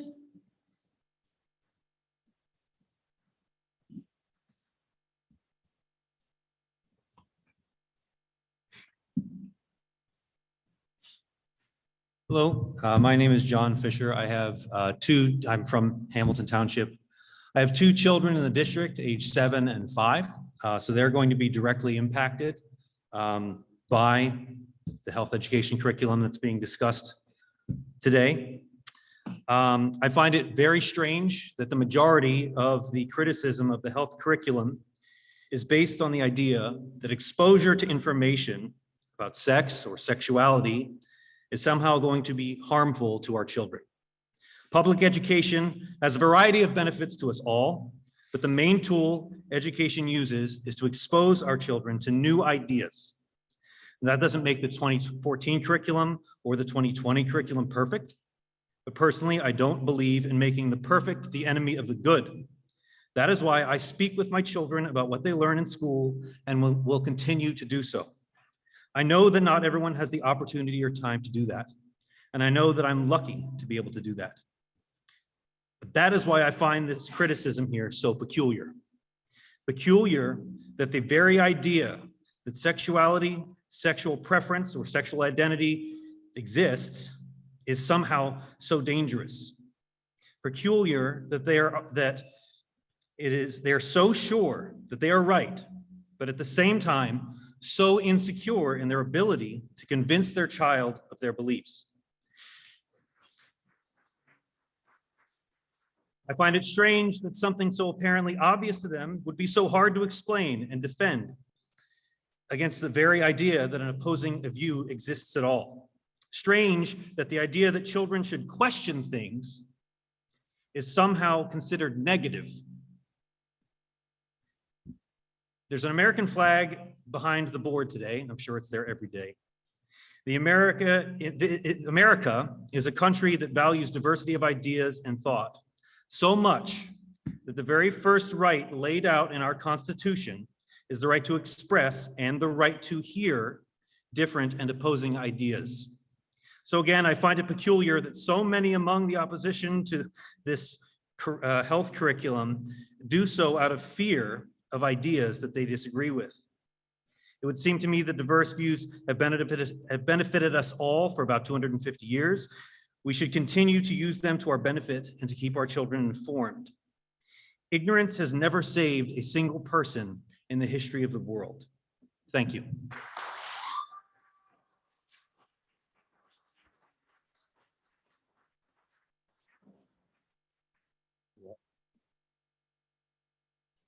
Tracy Gilliam.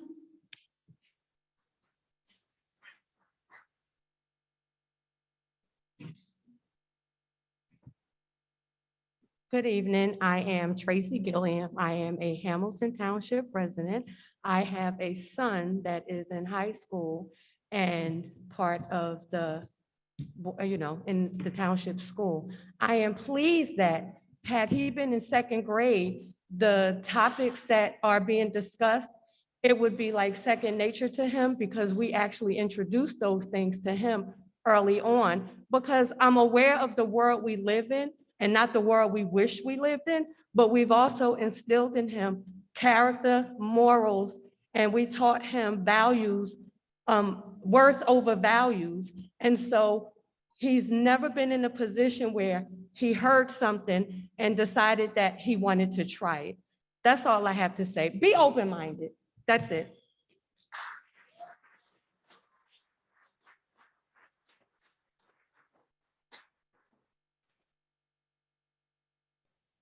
Janice Glonick.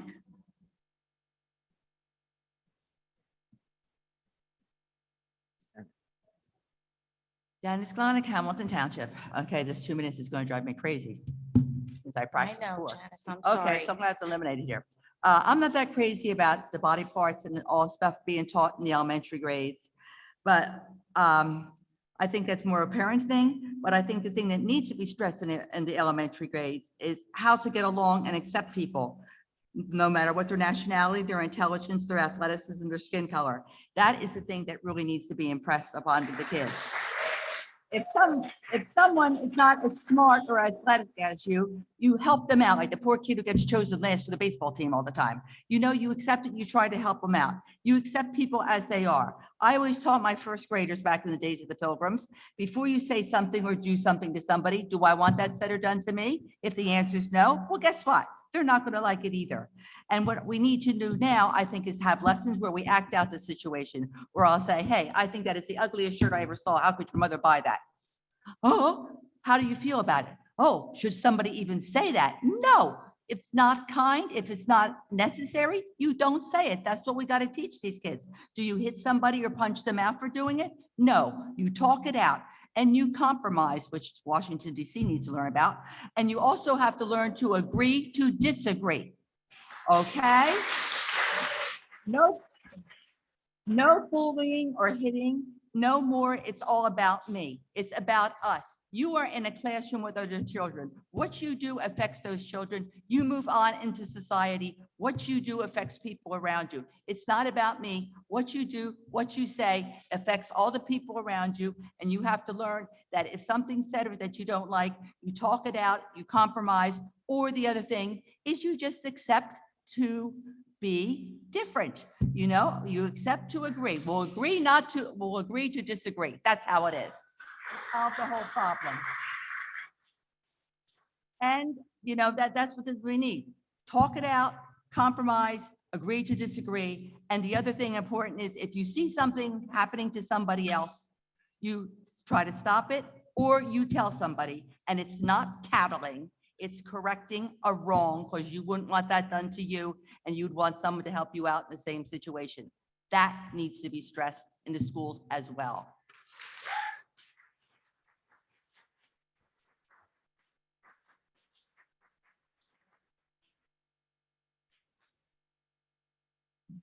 Ben Grilletto.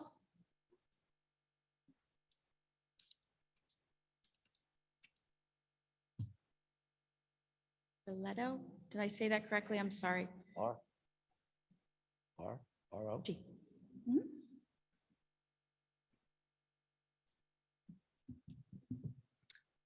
Thank you for allowing me to address the school board tonight.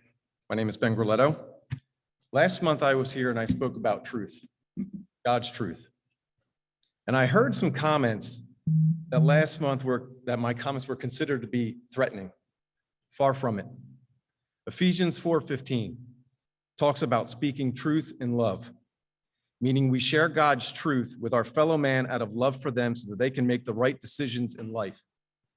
So I share this not to chastise, but to correct course for those of you that think teaching little children this curriculum is acceptable. 2 Timothy chapter 4, verses 2-4. Proclaim the word, be ready when it is convenient or inconvenient. Confront, rebuke, encourage with complete patience and instruction. For the time will come when they will not put up with sound instruction, but they will pile up for themselves teachers in keeping with their own desires to have their ears tickled, and they will turn away from hearing the truth and wander off to myths. I cannot think of a better passage that describes what we are talking about here tonight. The state of New Jersey has an agenda, whatever their motives are, that tickles their ears, and they are utilizing our teachers to push that agenda. An agenda that turns away from God's truth and indoctrinates our children with myths and pornography. And so we are here tonight, a lot of the speakers, to speak truth, convenient or inconvenient. And I would say having to speak this at the school board is extremely inconvenient. But we are told to do this to encourage, rebuke, as the passage says. We implore the school board, have courage. Courage to stand up and do what you know is right. Doing what is right isn't always the easiest thing to do, but there are times as an adult, we need to stand up in the face of adversity and do what is right. And doing right is voting no on this curriculum, no opt-in, no opt-out. It needs to be removed completely.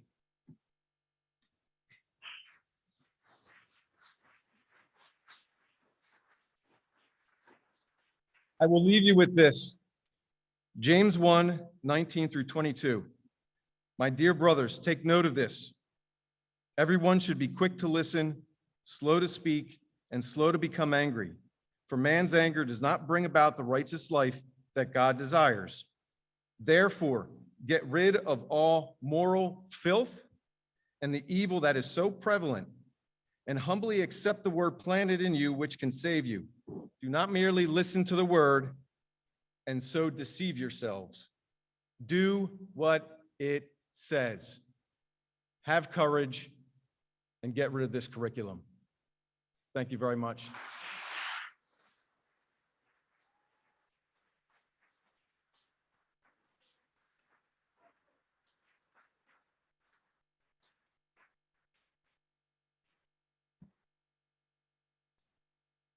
Vay Rubin.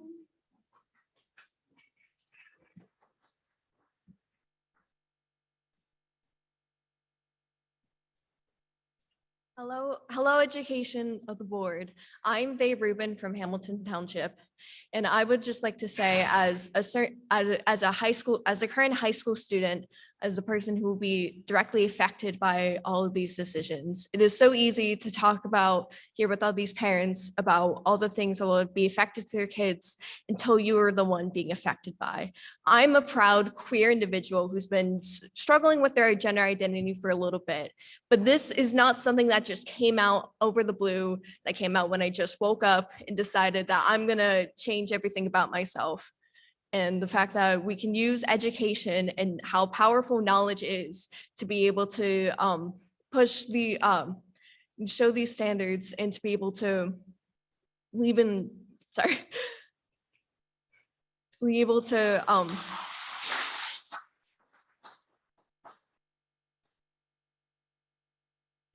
we are able to use our knowledge, and that we should not be encouraging ignorance, and that we should not be straying away from all the things that we believe. That just because that we should be teaching about acceptance, that we should, from an early age, that all of this hate and stigma has been taught, and that we can break these bonds by looking at our actual students. So why don't we why don't we hear about these perspectives from actual students, from the people who will be affected by these? Thank you.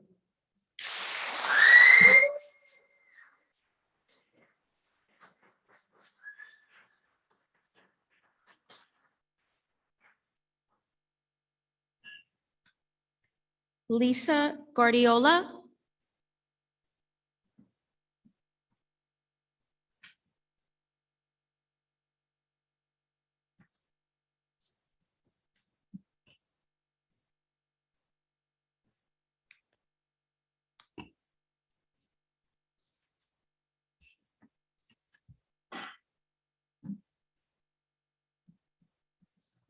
Good evening, members of the board, parents, teachers, everyone here who has the same interest at heart, and that is the heart of our children, right?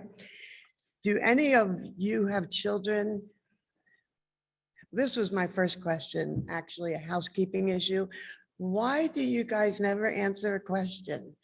I mean, it just seems like, I've served on the Hamilton Township Council. I was a member of the planning board. So I've been on your side, only We listened to every person. If they had a question, we answered it. We didn't know the answer, we'd get back to the person. So what is it about this board that doesn't answer questions during the public's comments? Ms. Guardiola, NJSBA actually trains the boards not to answer it because it's not a question and answer session. It's a public comment session. There's different opportunities to engage with board members, to ask them questions directly where they may or may not answer you in those settings. But because there's board business to go forward with, this is a volunteer board and they like to have meetings that are efficient. If questions are asked, they've been trained and directed not to answer them during the public comment session. So that's the reason why. You may continue your comment, but generally speaking, the board and this board and many other boards would not answer questions. Okay, that's fine. I just know, having been in Hamilton government, that no board I ever sat on just, it's like the UN. Bibi Netanyahu gets up and gives a speech that would make people jump up and down. And here's the UN. Maybe an opening coming up. I would just keep it in mind. Anyway, someone asked earlier why, how did we get here? This is my humble opinion, that we got here the day that God was taken out of the school. That's number one.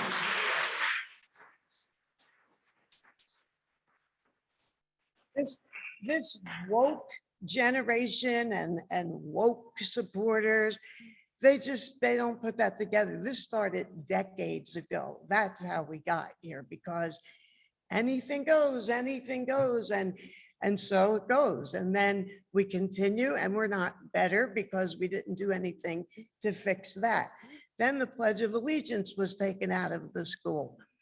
Why? Don't worry, I know you're not going to answer me. It's rhetorical. It's rhetorical.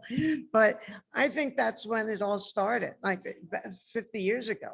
And you may disagree or agree. I don't know, because you won't talk to me.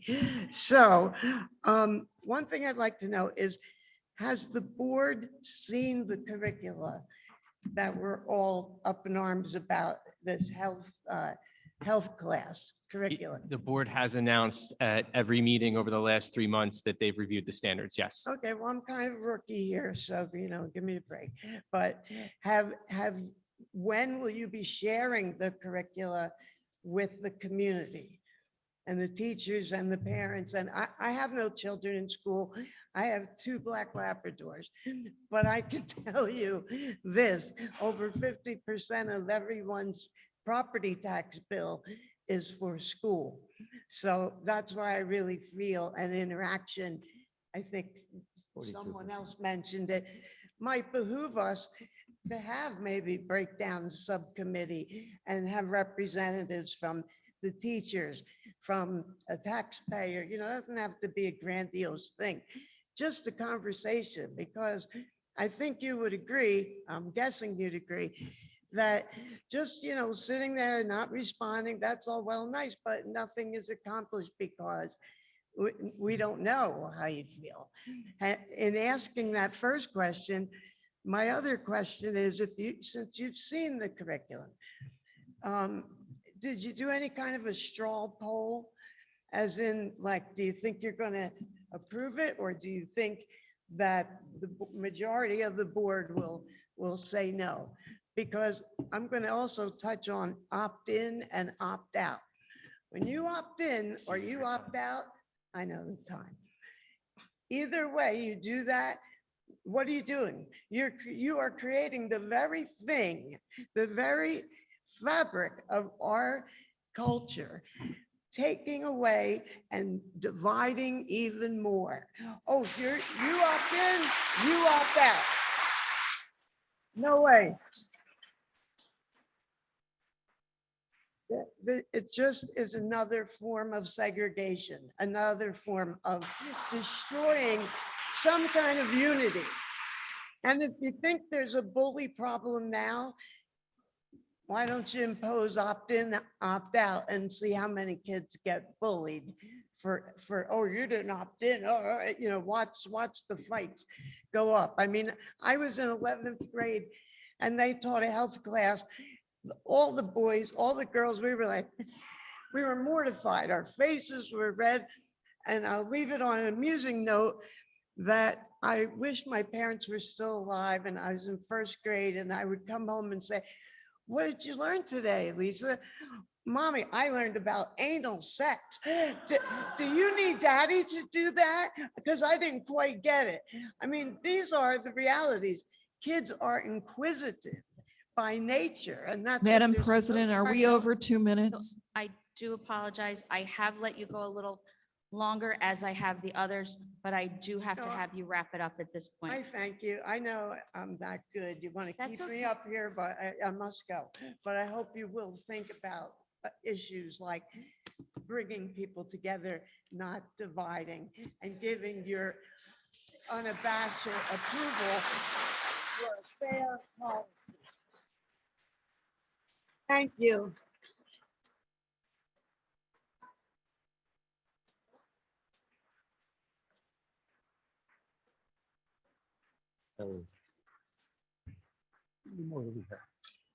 Aaron Sweeney.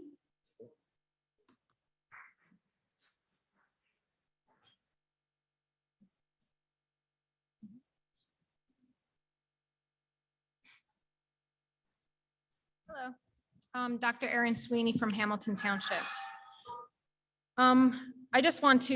I planned for 4 minutes. I'm going to try to squeeze it all in, but I just want to, the data that was pulled by someone who already spoke today, I just want to say over the last 2.5 years and being in the healthcare profession, we know that data can be skewed to whatever the people. I'm so sorry. Can performing- you move a little closer to the mic?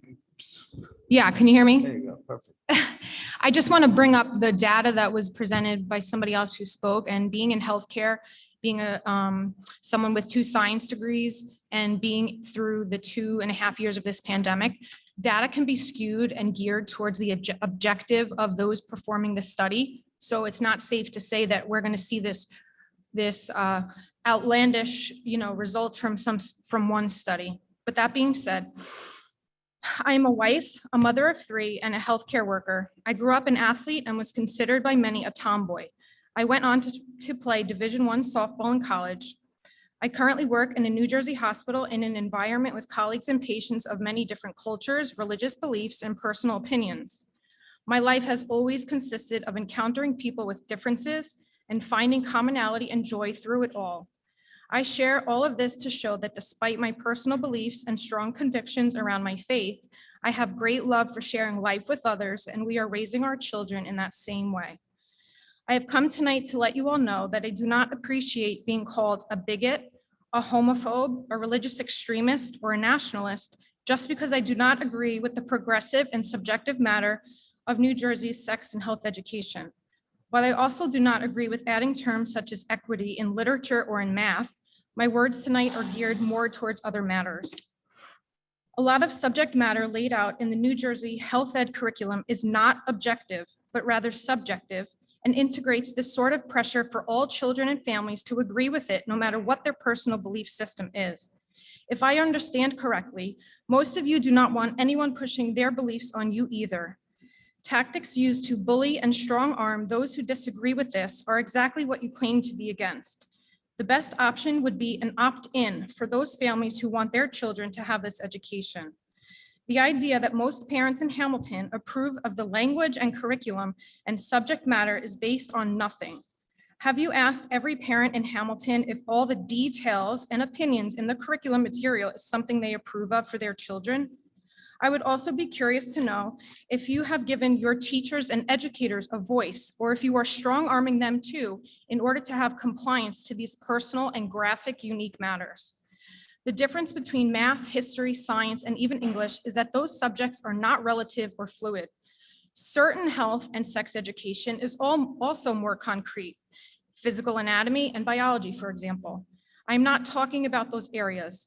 I'm talking about the subject matters that include opinions and feelings around belief systems and graphic examples that are not appropriate for all, vulgar terminology, explicit examples, and so on that are not appropriate for the classroom. Some have said we should stay up in the times. If we listen to that motto throughout history, we could have let the culture of sex, drugs, and rock and roll dictate our rule and law. Staying up to the times is not how we measure right and wrong or appropriate and inappropriate. If the goal is respect or to decrease bullying and mental health concerns, we should all be looking at how these things are specifically being handled. Could progressive ideologies in the classroom actually be contributing to the mentioned concerns? We should be able to express our concerns and differing opinions in a professional manner. I hope you have listened to what I am mentioning and not just blown me off because I disagree. Part of accountability and ethical behavior is listening, finding common ground, understanding another viewpoint, and seeing where we can move forward together. My hope is that New Jersey public educators realize this extreme push in the classroom is not supported by many, which could be the reason why they have lost more than 41,000 public and traditional education students over the last year. Some sources are predicting another 20,000 students will be leaving public education this year. I do not want to see children left without a public education option, but what I do want to see is more neutral public education on core subjects and schools that are actually accepting of those with all views and not just those whose beliefs align with the bureaucrats. Thank you.